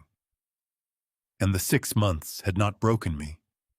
They had worn me down in places, ground certain softnesses away, but they had not broken me. I thought about Danny's truck pulling into the church parking lot at 4:57 in the afternoon. I thought about Virgil's black garbage bag pressed into my arms in the rain. I thought about Father Ambrose holding the rectory door open without a single question. You find out in the middle of things who the people are. Danny was waiting at the apartment when I got back that evening. He'd made chili from scratch. The apartment smelled of cumin and onion from 3 floors down, and Theo was sitting on the kitchen counter watching the pot, with the solemn focus of an apprentice chef observing a master at work. "He won't let me stir it," Theo reported the moment I walked in. "You stir too fast," Danny said, not looking up from the pot. "You make it angry." "Chili can't be angry," Theo said. "Oklahoma chili can absolutely be angry," Danny said. "You have no idea." Wren was at the kitchen table doing homework, and Sawyer was in the bedroom they shared, and I could hear the faint scratch of pencil on paper that meant he was working on something he didn't want interrupted. The composition notebook, probably. I hung my jacket on the hook by the door and stood in the kitchen for a moment, just breathing the smell of the chili and listening to Danny and Theo argue about whether food could have emotions, and let the ordinariness of it settle over me like something warm. It was a Wednesday evening in December. 3 legal filings were working their way through the Tulsa County court system. Conrad Bellamy's deposition was on the record, and somewhere across the city in a 3-story cream-colored house on Riverside Drive behind a wrought iron gate, Preston Cruz was going about his evening with no idea yet how much had shifted. He would find out soon enough. The news, when it came, didn't arrive the way I expected. It never does. The Tulsa World ran it on a Thursday morning in the 2nd week of January. I found out the way most people find out things they weren't expecting secondhand through someone else's reaction to it. Danny had gone out early to pick up groceries, and he came back with 2 paper bags and a folded newspaper tucked under his arm, and he set both bags on the counter without unpacking them, and put the newspaper on the kitchen table in front of me without saying anything. He just pressed it flat with one hand and stepped back. The headline was in the business section, below the fold: "Tulsa Developer Faces Lender Action as Debt Structure Unravels." The subheading read, "Cruz Capital Properties Among Multiple Firms Under Scrutiny Following OSHA Violations Linked to Fatal Construction Accident." I read the article twice. The reporter had done solid work. She'd pulled the OSHA citation records public, as Conrad had said, and traced the corporate connection between Meridian Build Group and 2 other shell development companies, both of which had received capital from the same private real estate portfolio. She hadn't named Preston directly in the headline, but the article named Cruz Capital Properties 4 times and quoted 2 unnamed sources described as former associates of the firm. One of them said in language careful enough to suggest legal review before publication that the capital structure of Cruz Capital Properties had been described internally as, quote, "a house of cards that required continuous new project revenue to keep the existing debt serviced." A house of cards. I sat with that phrase for a while. Danny poured 2 cups of coffee and sat across from me and let me read. When I looked up, he said, "The Ashworths called me last night. I didn't want to say anything until I had something more solid." The Ashworths. Gerald and Marta Ashworth were longtime neighbors of mine on Turley Road, the kind of couple who knew everyone's business in the way that only people who have lived in the same neighborhood for 30 years can know it without being intrusive about it. Gerald had worked in commercial real estate for most of his career before retiring. He had also, I learned now, played golf with Preston on occasion over the past several years. "What did Gerald say?" I asked. "He said Preston's been fielding calls from his lenders since November," Danny said. 2 of the development projects had draws coming due in December, money the lenders were expecting to see deployed on construction progress. The money wasn't there. Or rather, it was there on paper, but the paper turned out to be the shell companies, and the shell companies turned out to be connected to each other in ways that the lenders hadn't known about. "The forensic accountant's report," I said. "Margaret filed it as an exhibit in the wrongful death suit," Danny said. "Once it was in the public court record, anyone could pull it. A reporter pulling OSHA records would find the suit. Finding the suit, she'd find the exhibit." I looked at the newspaper again.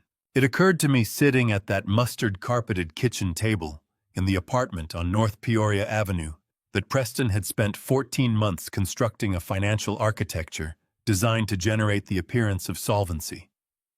New project revenue flowing in to service old project debt, shell companies holding the structural weight, a surface that looked solid from outside because he had made very sure it looked that way.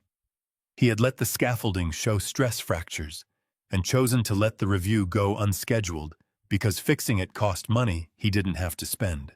And Donovan had flagged it, in writing, 2 weeks before he died. I folded the newspaper and set it to one side. Margaret called at 9:15. "You've seen the article," she said. "This morning," I said. "Good. I want you to understand what this means for our filings." Her voice had the focused quality it carried when she was moving fast through a chain of logic. "The lender action against Cruz Capital is separate from our civil suit, but it creates a parallel pressure that is useful to us. Preston's attorneys, and he has retained a firm, Colby and Marsh, downtown. I received their appearance notice yesterday, are now managing 2 simultaneous crises. That changes their calculus on settlement." "You think he'll want to settle faster now?" I asked. "I think his attorneys will advise him to," Margaret said. "Going to full discovery in our wrongful death suit means everything. Conrad has the LLC documents, the forensic accountant's chain, the OSHA citations. The timeline of Donovan's written complaint becomes formally entered into evidence and available for public inspection. His lenders are already nervous. Evidence of gross negligence in a fatal workplace accident, linked directly to his capital in a public court file, is the kind of thing that turns nervous lenders into lenders who call their lawyers." I understood. "So the suit itself is leverage even before judgment." "Correct," Margaret said. "We are not in a weak position, Walter. We are in a position that gets stronger the longer Preston waits to address it." A pause. "His attorneys may reach out to me directly in the coming weeks. If Preston contacts you personally, any form of contact, call me before you respond to anything." "Understood," I said. "One more thing." Her voice shifted slightly, a change in register so small I almost missed it. "Continental Mutual has resumed processing your homeowner's claim. The insurance commissioner's complaint worked. An adjuster is scheduled to visit the Turley Road property on January 19th. Emergency living expense disbursement should follow within 10 days of the visit." I sat back in my chair. 3 months. 3 months of mustard carpet and 1 working burner and borrowed blankets and groceries, calculated to the dollar. And now finally the money I'd been paying premiums on for 11 years was going to be released, because a lawyer had filed a complaint, and the right regulatory body had applied the right pressure. "Thank you, Margaret," I said. "Don't thank me yet," she said. "There's still a long road." The children didn't know about the newspaper article. I'd put it in the recycling before Sawyer came out for breakfast, and neither Wren nor Theo had any particular interest in the business section of the Tulsa World. I intended to keep it that way for as long as I reasonably could. They knew that something legal was happening. Sawyer had asked precisely and directly whether Grandpa was in trouble, and I'd told him that Grandpa was using the legal system to make sure certain things were handled correctly, which was the truth arranged at an appropriate angle. He'd nodded and let it go, for now. What the children did know, because they could feel it. The way children feel atmospheric pressure changes before a storm was that something in the apartment had shifted slightly. That the tightness that had lived in the walls since October was not gone but was beginning to breathe somehow. That Danny wasn't quite as careful with his words at dinner. That I sat at the kitchen table some evenings without the manila folder in front of me, just with a cup of coffee and the knocking radiator for company, and didn't look like the weight of everything was actively pressing me into the chair. Wren noticed first. She came and sat beside me on a Friday evening in late January, tucking her feet up under her on the couch the way she always did, and said, "Grandpa, are things getting better?" I looked at her. "Some things are," I said honestly. "Some things are still being worked on." She seemed to find this a reasonable answer. She leaned against my arm and looked at the television, which wasn't on, and after a moment said, "I think they're getting better. It feels different in here." "Different how?" I asked. She thought about it. "Like when a window opens," she said. "You can't always see the air moving, but you can tell." Why, I put my arm around her, and she settled into my side, and we sat there in the quiet of the apartment, while Theo's voice drifted in from the bedroom, where he was explaining something at length to Danny, and the radiator knocked its steady 20-minute knock, and outside the window, the January night pressed cold and dark against the glass. It was Virgil Monroe who brought it to my attention. First, the other thing that was coming, the thing that hadn't arrived yet, but was already moving in our direction. He called on a Sunday afternoon in early February, and he led with the weather and the state of his gutters the way he always did, establishing the ordinary before he got to the point. "Walter," he said finally, "I don't want to alarm you, but I got a call from my neighbor's daughter over in Sand Springs 2 days ago. She said a woman had been asking around, asking about you, about the children." I set my coffee cup down. "What woman?" I asked. Virgil was quiet for just a beat too long. "She didn't leave a name," he said. "But she described her. Walter, it sounds like it might be Renata. She didn't call first. I had half expected that a phone call, something to announce herself at a safe remove. But Renata appeared at the North Peoria apartment on a Tuesday morning in the second week of February, without warning, standing in the hallway, in a gray wool coat I didn't recognize, hair shorter than it had been in May, hands folded in front of her, with a composure that looked practiced. "Walter," she said. I looked at her for a long moment. The coat, the haircut, the careful posture, the absence of anything resembling the woman who had left a note on the kitchen table and been gone within 48 hours of my son's funeral. "Renata," I said, "come in." She sat on the couch. I sat across from her in the chair. Neither of us offered coffee because this was not that kind of visit, and we both understood that. "I know what you must think of me," she said. "Do you?" I said. Not a question. She pressed her lips together briefly. "I was in a bad place after Donovan died. I wasn't capable of being what those children needed. I made a decision I thought was, you left 3 children," I said. My voice was level. Level was more useful than the alternative. "You left 3 children who had just lost their father with a note that said sorry, and you have not called or written in 9 months. I need you to understand that I know all of that before this conversation continues." She looked at her hands. "I know. Tell me about the insurance policy," I said. The composure cracked a small thing, a tightening around the eyes, a half second where the prepared expression slipped. Then she reassembled herself. "I found out about the policy a few weeks after Donovan died," she said carefully. "A few weeks," I repeated. I wasn't sure what to do. I was the named trustee, but the children were the beneficiaries, and I was leaving, and I didn't. You knew, I said. You knew there was $180,000 in a policy with your children's names on it, and you left without saying a single word about it. For 9 months. The silence that followed was not comfortable for either of us. Yes, she said finally. I knew. I stood up. I think you should leave. And I think you should call a lawyer before you contact me or the children again. She stood too, and something shifted in her expression. The rehearsed composure replaced by something harder. Walter, I'm not here to ask your permission. I've already filed. My attorney submitted a custody modification petition to Tulsa County Family Court last week to restore my custodial rights as the children's surviving parent of record. The words settled in the room. You filed for custody, I said. I filed to restore what is legally mine, she said. I am their mother by marriage. My attorney believes the case is straightforward. She picked up her bag.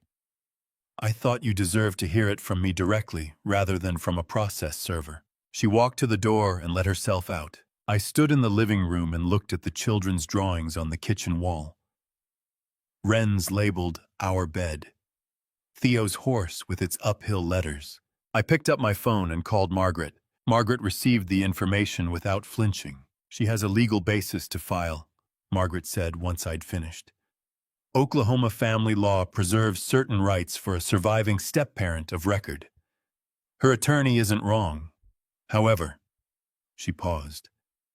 The court's primary consideration is the best interest of the children, and that analysis involves factors that are not favorable to Renata, such as, I said, 9 months of zero contact, no financial contribution, departure within 48 hours of the funeral without arranging for the children's welfare, and concealment of a life insurance policy naming those children as beneficiaries, which we have already documented in the civil fraud claim. I heard papers moving on her end. We bring all of it into the custody hearing. Judge Owens will see the full picture. When is the hearing? I asked. Family court moves faster than civil court on custody. 4 to 6 weeks from the petition filing date. I'll have a firm date by end of week. A pause. Walter, do the children ask about her? I thought about Wren's question in November, pushing oatmeal around her bowl. Why doesn't Aunt Cecily want to see us? She hadn't been specifically asking about Renata, but Renata was part of what she meant. I thought about Theo, who had adjusted with the pragmatic efficiency of a 4-year-old, who reorganizes his world around what is actually present in it. I thought about Sawyer, who had never once asked about Renata in 9 months, and whose silence on the subject felt like its own clear answer.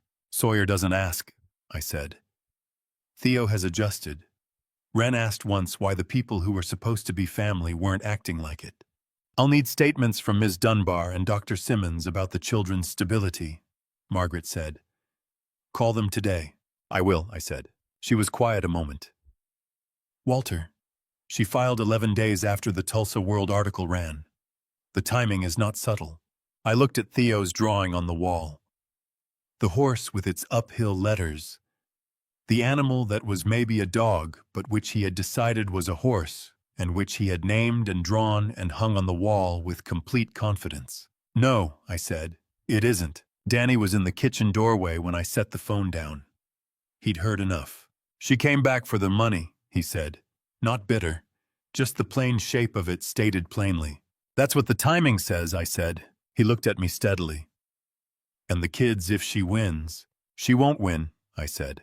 Not with blind certainty, but the grounded certainty of someone who has looked at the facts clearly. 9 months. No contact. The concealed policy. Margaret Foley. Judge Patricia Owens. Renata had come back for what she thought she was owed. What she hadn't accounted for was everything that had been built while she was gone. The hearing date came through at the end of the week, March 14th. Margaret was on the courthouse steps when Danny and I arrived, briefcase in hand, 2 legal pads tucked under her arm. How are you feeling? She asked. Ready, I said. Good. Jeffrey Strand, Renata's attorney, will frame her departure as a mental health crisis. Don't react to it. Let me. She looked at me directly. Judge Owens has read every document we submitted. Trust the preparation. I did. The courtroom was smaller than I'd expected. Wood-paneled walls, 6 rows of gallery benches, fluorescent light that made everything look faintly clinical. Renata was already at the petitioner's table beside a trim man in a dark suit. She looked at me once when I entered. Then she looked at the front of the room and did not look back. Judge Patricia Owens entered at 9 sharp. Silver-streaked hair pulled back severely, reading glasses used like a precision instrument. She opened the file in front of her and looked at both tables. Custody modification hearing Cruz guardianship. Mr. Strand, you're first. Jeffrey Strand was smooth and practiced. He wrapped Renata's departure in the language of grief and recovery, the devastating psychological impact of sudden spousal loss, her documented struggles, her genuine rehabilitation. He was, as Margaret had said, competent. Margaret's opening took 4 minutes. She used dates and documented facts. May 17, 2023, Donovan Cruz died. May 19th, Renata departed, leaving 3 children aged 8, 6, and 4 with their 70-year-old grandfather. 273 days of zero contact, zero financial contribution. A life insurance policy worth $180,000, naming all 3 children as beneficiaries not disclosed to their guardian for 9 months. A custody petition filed 11 days after the Tulsa World connected that policy to active legal proceedings. She delivered it in the tone of someone reading a weather report. The courtroom went very quiet. Ms. Dunbar testified first for our side. 25 years in the Turley District school system had given her an unhurried authority the room immediately recognized. She described the children's adjustment since October, the initial difficulty, the gradual stabilization, Walter's consistent presence at the center of both. In 25 years, she said, I have not often seen a guardian step into a role of this magnitude with this degree of care. Those children know they are held. Dr. Paulette Simmons followed 15 years of pediatric practice, calm and precise. She testified to Theo's respiratory recovery, Ren's stable wellness markers, Sawyer's consistent presentation as a child in an adequately supervised home. She noted that no representative of Renata Cruz had contacted her practice in 9 months. Jeffrey Strand's cross-examinations were brief. He established that neither witness had known Renata personally and could not speak to her current fitness. Both agreed pleasantly and added nothing beyond what they'd been asked. Renata testified for 30 minutes. Strand walked her through the grief, the breakdown, the therapy begun in August, the gradual rebuilding. She spoke about the children with a specificity that felt coached details she could only know from research, not from being present. Margaret's cross-examination was short. Mrs. Cruz, you became aware of the Continental Mutual policy approximately 3 weeks after your husband's death. Correct? Yes. And you did not disclose that policy to Walter Cruz at any point in the following 9 months. I was not in a position to. Yes or no, please. A pause. No, I did not. $180,000 naming your 3 stepchildren as equal beneficiaries. Margaret let it sit. Did you make any claim on that policy during those 9 months? Renata's jaw tightened. I consulted an attorney about my options as named trustee. Did you make any claim? No, she said. I did not. Margaret returned to her seat without another word. Judge Owens took 20 minutes. She came back to the bench, opened her notes, and read without looking at either table. The court's obligation is to determine what arrangement serves the best interest of the children. Oklahoma Title 10. A provides the relevant factors, emotional ties, each party's capacity to provide for the children's needs, stability of the home environment, moral fitness of each party. She looked up.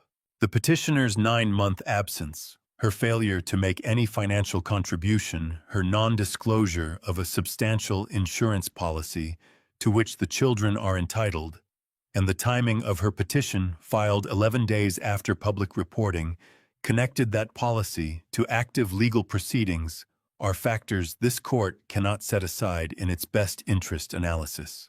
She removed her reading glasses. The petition for custody modification is denied. The emergency guardianship order in favor of Walter Cruz is converted to a permanent guardianship order under Oklahoma Title 10A. The named trustee status of Renata Cruz on Policy 774-DRC-2201 is referred to civil court for potential removal. Court is adjourned. She stood and left. I sat at the respondent's table while the room emptied. Danny put his hand on my shoulder. Said nothing. That was exactly right.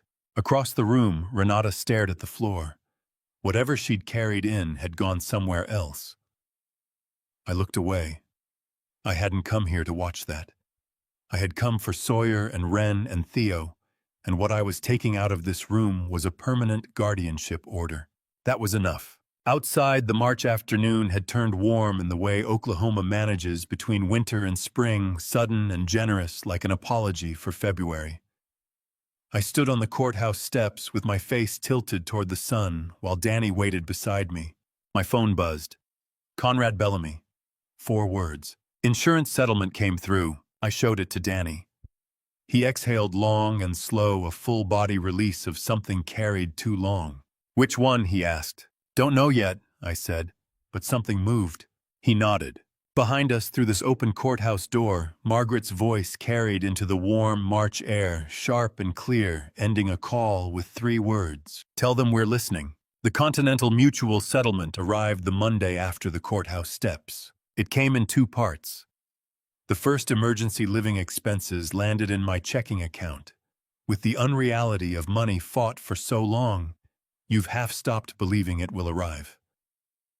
It covered 3 months of rent, replaced the children's clothing properly, and allowed a grocery run where I didn't calculate each item against the remaining balance before putting it in the cart. Theo came with me that Saturday. He stood in the cereal aisle for 4 full minutes, examining options, then chose a box with a cartoon bear that cost $3 more than the store brand. I put it in the cart without comment. He looked at me with the suspicion of a child who has learned that things he wants usually require negotiation. There was no counteroffer. He hugged the cereal box the entire way to checkout. The second part, the structural claim for Turley Road, came 10 days later. Full replacement value. Combined with the preliminary settlement from Preston's wrongful death case, which his attorneys had moved toward rather than face full discovery, we had enough.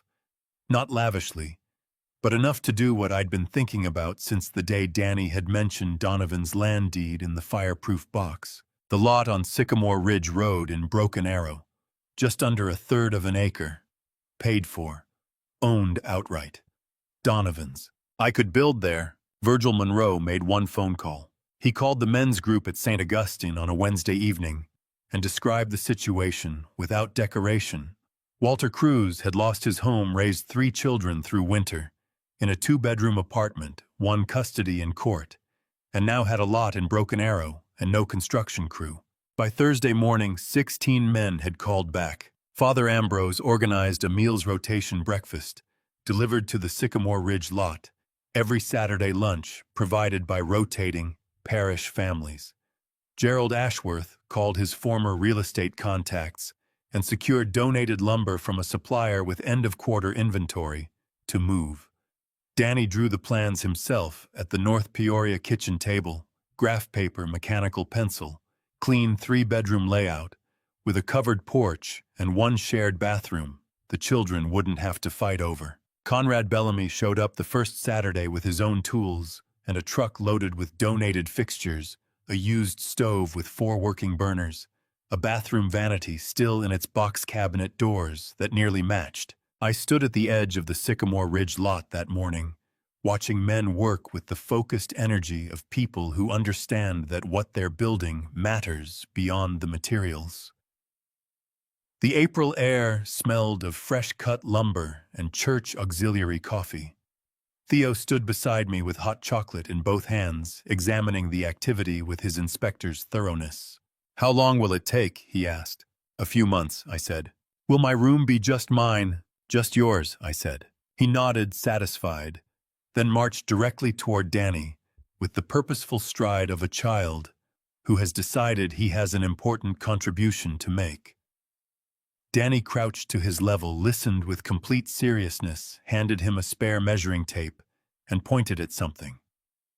Theo spent the next hour measuring everything within reach and reporting his findings to anyone who held still long enough. Wren brought a drawing on the third Saturday. She'd worked on it all week in secret, rolling it up in her backpack. She unrolled it at the construction site and held it out to me with both hands. A house, 3 bedrooms, labeled with each child's name, a covered porch with a rocking chair occupied by a figure labeled Grandpa, a garden along the front, with flowers identified in careful capital letters, sunflowers, roses, 1 tree. "This is what it's going to look like," she announced. "When it's done." I folded it carefully and put it in my jacket pocket. I kept it there for the rest of the day.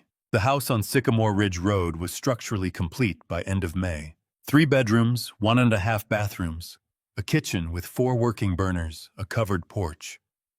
Oak floors donated through Gerald Ashworth's contacts. Walls painted in colors Wren had selected with decisive authority: pale yellow for the kitchen, soft blue-gray for the living room, spring canopy green for her bedroom. Theo wanted white so he could see everything clearly. Sawyer chose what Danny called dusk blue, the color of sky in the minutes before dark fully arrives. We moved in on the first Saturday of June. The children carried their own boxes from Danny's truck, which was not necessary given the size of the boxes, but which they had insisted upon with a unified determination not worth arguing against. Theo dropped his on the porch steps and accepted help graciously. Wren carried hers sideways up the steps with her chin resting on top. Sawyer walked straight down the hall into the dusk blue bedroom without stopping. I stood on the covered porch after the last box was inside and looked at the front yard. The young red oak we'd planted along the walk was thin still, years away from giving real shade, but it had already put out its first spring leaves. I thought about Wren's drawing in my jacket pocket. Danny had built the rocking chair from oak scraps and left it on the porch without saying anything about it. I sat down in it for the first time and felt it take my weight, solidly built, right, built to last. My phone buzzed on the railing. Warren Hartwell, Cecily's husband, the man who had stood in his hallway in gray pajama pants 8 months ago and told me they didn't have the space. I looked at his name on the screen. Then I picked up. "Warren," I said. His voice was different from the last time, the professional authority still present, but something underneath it shifted. Something that sounded unexpectedly like discomfort. "Walter, I need to talk to you. Not about anything legal." A pause. "Something personal." I looked at the red oak in the front yard, its new leaves bright against the June sky. "I'm listening," I said. Warren Hartwell was not a man who called people to apologize. I understood that within the first 30 seconds, not because he was cold, but because the way he structured his sentences told me he had prepared for this call and still hadn't entirely decided what shape he wanted it to take. He spoke in the careful, clause-heavy way of an attorney who has learned that precision matters more than warmth, and who is now in a situation where warmth is required and precision feels insufficient. "I want to start with October," he said. "When you came to the apartment, I handled that badly. I sat in the rocking chair on the Sycamore Ridge porch and listened. I told Cecily we didn't have the space. Technically accurate. But it wasn't the point, and I knew it wasn't the point, and I said it anyway because it was easier." A pause. "I've thought about that night more than I expected to." "I appreciate you saying that," I said. "Genuinely, in the cautious way you appreciate something that arrives 8 months late." "That's not the only reason I'm calling," he said. Something shifted on his end, a chair, or the sound of a man choosing his next words carefully. "Cecily and I are separating," he said. "I filed the divorce petition 3 weeks ago. I wanted you to hear it from me. I looked at the red oak in the front yard. Its leaves moved in the June breeze with the easy motion of something unaware of what was being said on the porch behind it. "I'm sorry to hear that," I said, and I meant it not for Warren particularly, but for Cecily, in the complicated way you feel sorry for someone who caused you harm when the harm comes back around to find them. "There are financial complications," Warren said, with the flatness of an attorney describing someone else's case. Cecily made certain representations during our prenuptial negotiations about her personal finances. Those representations turned out to be incomplete. Some assets she disclosed as hers were entangled with Preston's corporate structure shell company holdings she had a minority ownership stake in. She did not disclose that to me or to our attorneys. I was quiet for a moment. "She had a stake in Preston's companies," I said, "a minority position, inherited through a family trust Preston set up 3 years ago. She may not have fully understood the implications." Another pause. "Or she may have understood them entirely. I've stopped trying to determine which." I thought about the hallway in October. The warmth in Cecily's face that had been genuine. I hadn't imagined it folding under Warren's pressure within minutes. I thought about the wordless exchange between them, that fast private conversation couples carry on without opening their mouths. And I thought about what it meant that Cecily might have known on some level. She hadn't examined too closely why Preston had been so quick to manage the situation at the gate. "Warren," I said, "why are you telling me this?" He took a breath. "Because the divorce discovery process will surface information about Preston's corporate structure that your attorney may find useful. My attorney has already contacted Margaret Foley's office. I wanted you to hear from me directly that I'm not obstructing that process." I understood then. Warren had found himself carrying information he hadn't known he was holding. And when he'd found out, he'd done what any good attorney does, moved it toward where it could do something. "Thank you," I said. "I'm not looking for credit," he said immediately. "I'm looking to have handled at least one part of this correctly." We were quiet for a moment. From inside the house, Theo's voice drifted out bright and declarative, explaining to someone exactly where his horse drawing was going on his white bedroom wall. "How are they?" Warren asked, quietly, unexpectedly. "The children?" "Yes." I looked through the screen door at the hallway beyond the pale yellow kitchen at the end, Wren's green bedroom door half open, Sawyer's composition notebook on the hall table, where he'd set it when he carried his box in. "They're good," I said. "They're home." He was quiet a moment. When he spoke again, something had gotten through the precision to a softer register underneath. "I'm glad," he said. "Tell them I hope they like the new house." "I will," I said. He ended the call. Danny came out with 2 glasses of iced tea and settled on the porch step beside the rocking chair. He handed me a glass and waited. "Warren and Cecily are divorcing," I said. "Cecily had a minority stake in Preston's Shell LLCs through a family trust. Warren's attorney has already called Margaret." Danny turned his glass slowly. "Cecily had money in Preston's companies." "Yes." He was quiet. The ice shifted in his glass. "She stood in that hallway," he said, "and told you there wasn't space." "She did," I said. He took a long drink of iced tea and looked at the red oak. "Walter, you came here with nothing but that garbage bag. Now you're sitting on your own porch." He set his glass on the step. "Whatever Cecily knew, it didn't stop you. It just made the road longer." He was right. Margaret called that evening to confirm Warren's information and announced she was revising the settlement terms upward based on the new LLC documentation. "What are the revised terms?" I asked. She told me. I set the phone on the railing and looked at the yard for a long moment. Then I picked it up. "Tell them we accept nothing less," I said. "That's exactly what I intended to say," she said. The school called on a Friday morning in late June. Ms. Dunbar's voice warm, slightly formal, the tone teachers use when calling about something they're pleased about. "Mr. Cruz, Sawyer has submitted his oral presentation topic for the end-of-year showcase. He's calling it home, and he's specifically asked that you attend, last Friday of the school year." I pulled Wren's drawing from my jacket pocket, the house with the rocking chair, and the one tree softened at the fold lines from weeks of being carried. "Tell him," I said, "that I will be there." I didn't know what Sawyer had written in that composition notebook, across all those construction Saturdays.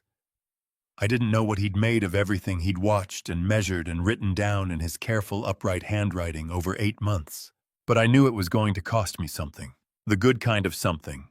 The auditorium at Turley Elementary smelled of floor wax and the particular warmth of a building that has held children all year and is nearly ready to release them into summer. I arrived 20 minutes early. Danny was beside me in a pressed button-down shirt. Virgil Monroe sat 2 rows behind us. He'd called Wednesday to ask if he could come, and I'd said, of course. Father Ambrose was at the end of our row already with his program booklet open, already finding Sawyer's name in the listing. Ms. Dunbar had saved us 4 seats in the 3rd row.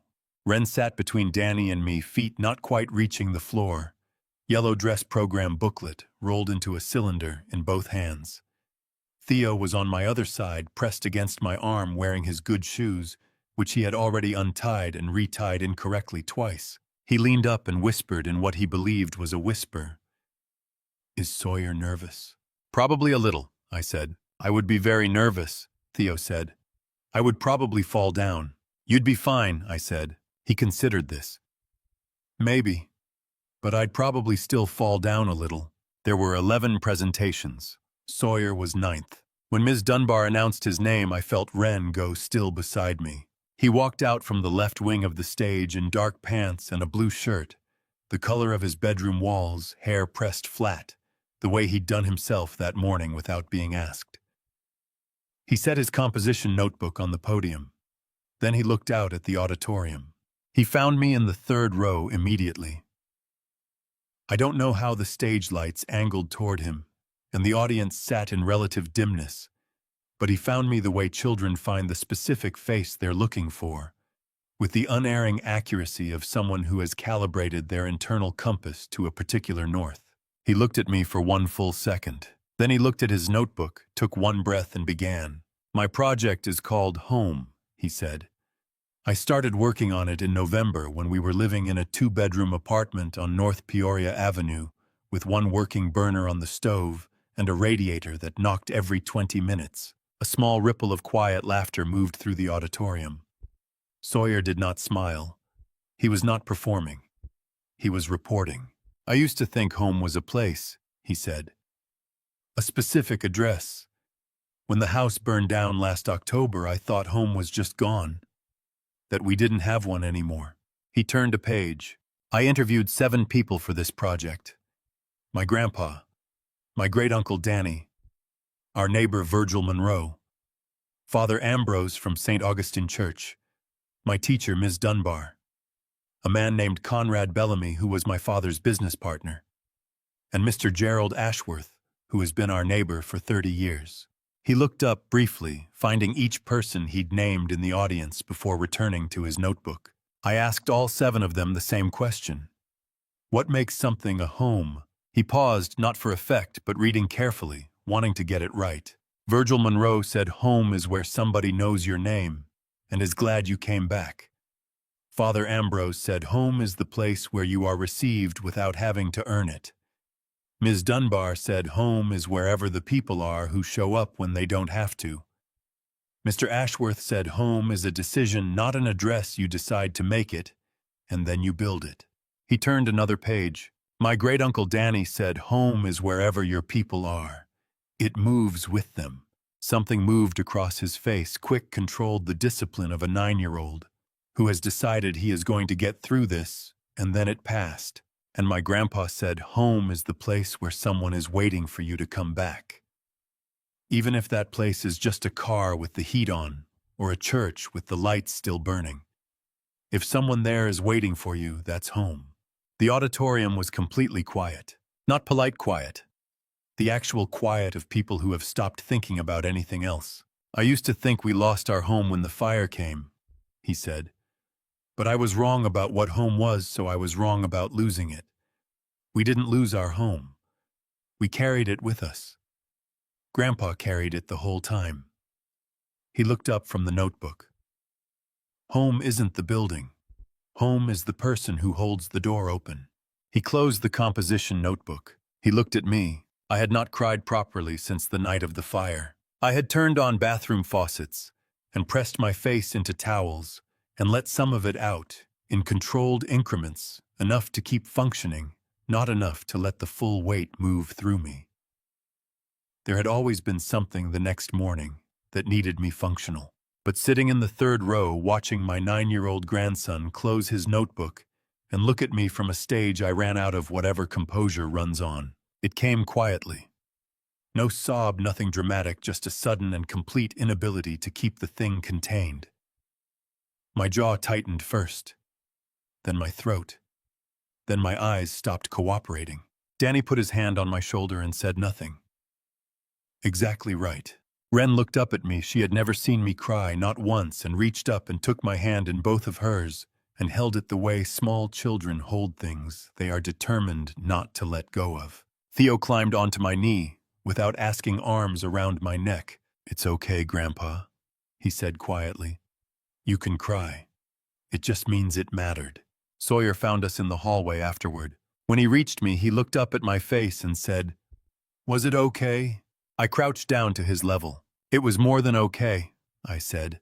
"Sawyer, it was the best thing I have ever heard." Something moved across his face, not the controlled composure of the stage, but something younger and softer, entirely his own.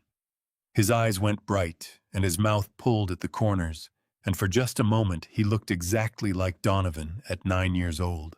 I pulled him into me and held him, and he held back, and Ren grabbed his arm from the side, and Theo announced loudly that he hadn't fallen down even once. I held my grandson in that school hallway, and for the first time in 8 months, the weight that had been pressing down on the top of my head lifted just enough, and what came in to fill the space felt for the first time like it might last. We drove home to Sycamore Ridge Road in the late afternoon light. Theo fell asleep against Ren's shoulder before we left the parking lot. Sawyer sat in front composition notebook on his knee watching the summer evening go by. We turned onto Sycamore Ridge Road, and the house came into view, covered porch, yellow kitchen window, young red oak by the front walk. Ren said softly, "There it is." "There it is," I agreed. I pulled into the driveway and cut the engine, and that was when I saw the car parked at the curb. 2 people standing beside it that I recognized, Preston and Cecily, standing on the sidewalk in front of the house on Sycamore Ridge Road, looking at the porch, looking at the oak tree, looking at the lit kitchen window. And then as I got out of the car looking at me, they had not called ahead. Preston was 42 years old, and he looked it in a way he hadn't at Donovan's funeral. The managed composure he usually maintained had lost its structural integrity. Plain shirt, no jacket, the particular tiredness of a man carrying something he hasn't yet put down. Cecily stood 1 step behind him, which told me whose idea this visit had been and whose it had not. Danny appeared on the porch with a dish towel in his hand. He took in the sidewalk in one sweep and stayed where he was. Preston looked at me. "Walter, I wanted to come in person." "All right," I said. "You're here." "Margaret's office reached a settlement agreement with my attorneys last week," he said. "You know the terms." "I know the terms," I said. "The wrongful death claim resolved. The insurance interference suit resolved. The combined settlement revised upward after Warren's disclosure about Cecily's minority LLC stake was structured into a trust for the 3 children managed by an independent trustee appointed by Judge Owens, accessible at 25. The way Donovan had written that he needed it to be. Preston had signed without going to trial. Cruz Capital Properties had not survived the process intact. The Shell LLC network had been unwound, 2 leveraged projects sold at loss. What remained was smaller and more honestly proportioned than what had preceded it. I did not feel satisfaction about that. What I felt was something flatter and more complete. Something without a particular name. Cecily stepped forward. "Daddy," she said. I had not heard it from her in 8 months. Her eyes were wet, genuinely not performed. "I'm not here because I think an apology fixes October. I needed you to see me say it. I'm sorry. For the hallway. For all of it. I hear you, Cecily, I said. Not I forgive you, not we're fine.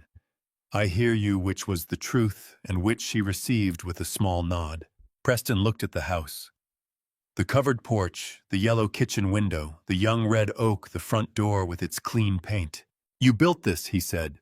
People helped, I said. A lot of people. He looked at Danny, at the children behind me, at Sawyer last, who looked back with the direct, unafraid gaze of someone who knows exactly who he is and what he stands on. Preston looked away first. I went inside and came back with the black garbage bag, clean folded, kept in the hall closet since we'd moved in. I held it out to Preston, the night the house burned. I said, a 72-year-old man came out in the rain and gave me blankets. He didn't ask if there was space. He didn't calculate the cost. He just gave what he had. I set it carefully in Preston's hands. So you remember what that looks like. He looked down at the bag. When he looked up, something in his face had shifted, not broken, but altered. You don't have to say anything tonight, I said. Go home and think about it. He nodded. Cecily touched my arm as they turned briefly light. I let it land. I watched their car disappear around the corner. Danny handed me iced tea. Wren slipped her hand into mine. Theo announced dinner was getting cold. Sawyer looked down the empty road, then turned back to the house. Grandpa, are we done now with the hard part? I looked at my grandson. 9 years old. 13 months behind us. The hardest part, I said. Yes. He went inside. The screen door shut with a clean, solid sound. I sat in the rocking chair. The red oak stood thin in the front yard, years away from giving real shade, already putting out its spring leaves. I picked up my iced tea, and I let the evening come. If you stayed with me until now, you already know this is not just another grandpa story about a man who lost a house. This is a family story about what happens when the people who were supposed to show up don't. And you have to decide in the middle of a rainstorm, with 3 children behind you, whether that breaks you or builds you. I believe God never leaves a person standing alone in the storm. He just sends help in ways you don't expect. Here is what 13 months taught me. 13 months that began the morning I got that call about Donovan and ended on a porch in Broken Arrow with iced tea in my hand. Don't wait to be rescued. But don't refuse a hand when someone offers one. And the most honest thing I can tell you, don't be like Preston. Don't be like Cecily. Don't be the person who looks back after the storm and realizes they were standing on the wrong side of the door. Regret that arrives too late always weighs more than help that arrives on time. That is my grandpa's story. But I know there are family stories just like this one out there. Maybe yours, maybe someone you love. If something here reached you, leave a comment below. Share this with someone who needs it today. And if you want more grandpa stories like this one, subscribe so you never miss what comes next. Thank you for staying until the very end. It means more than you know. The stories on this channel are works of fiction, built for inspiration and reflection. If this content isn't right for you, feel free to step away and find what serves you better. Knowing what you need is never wrong.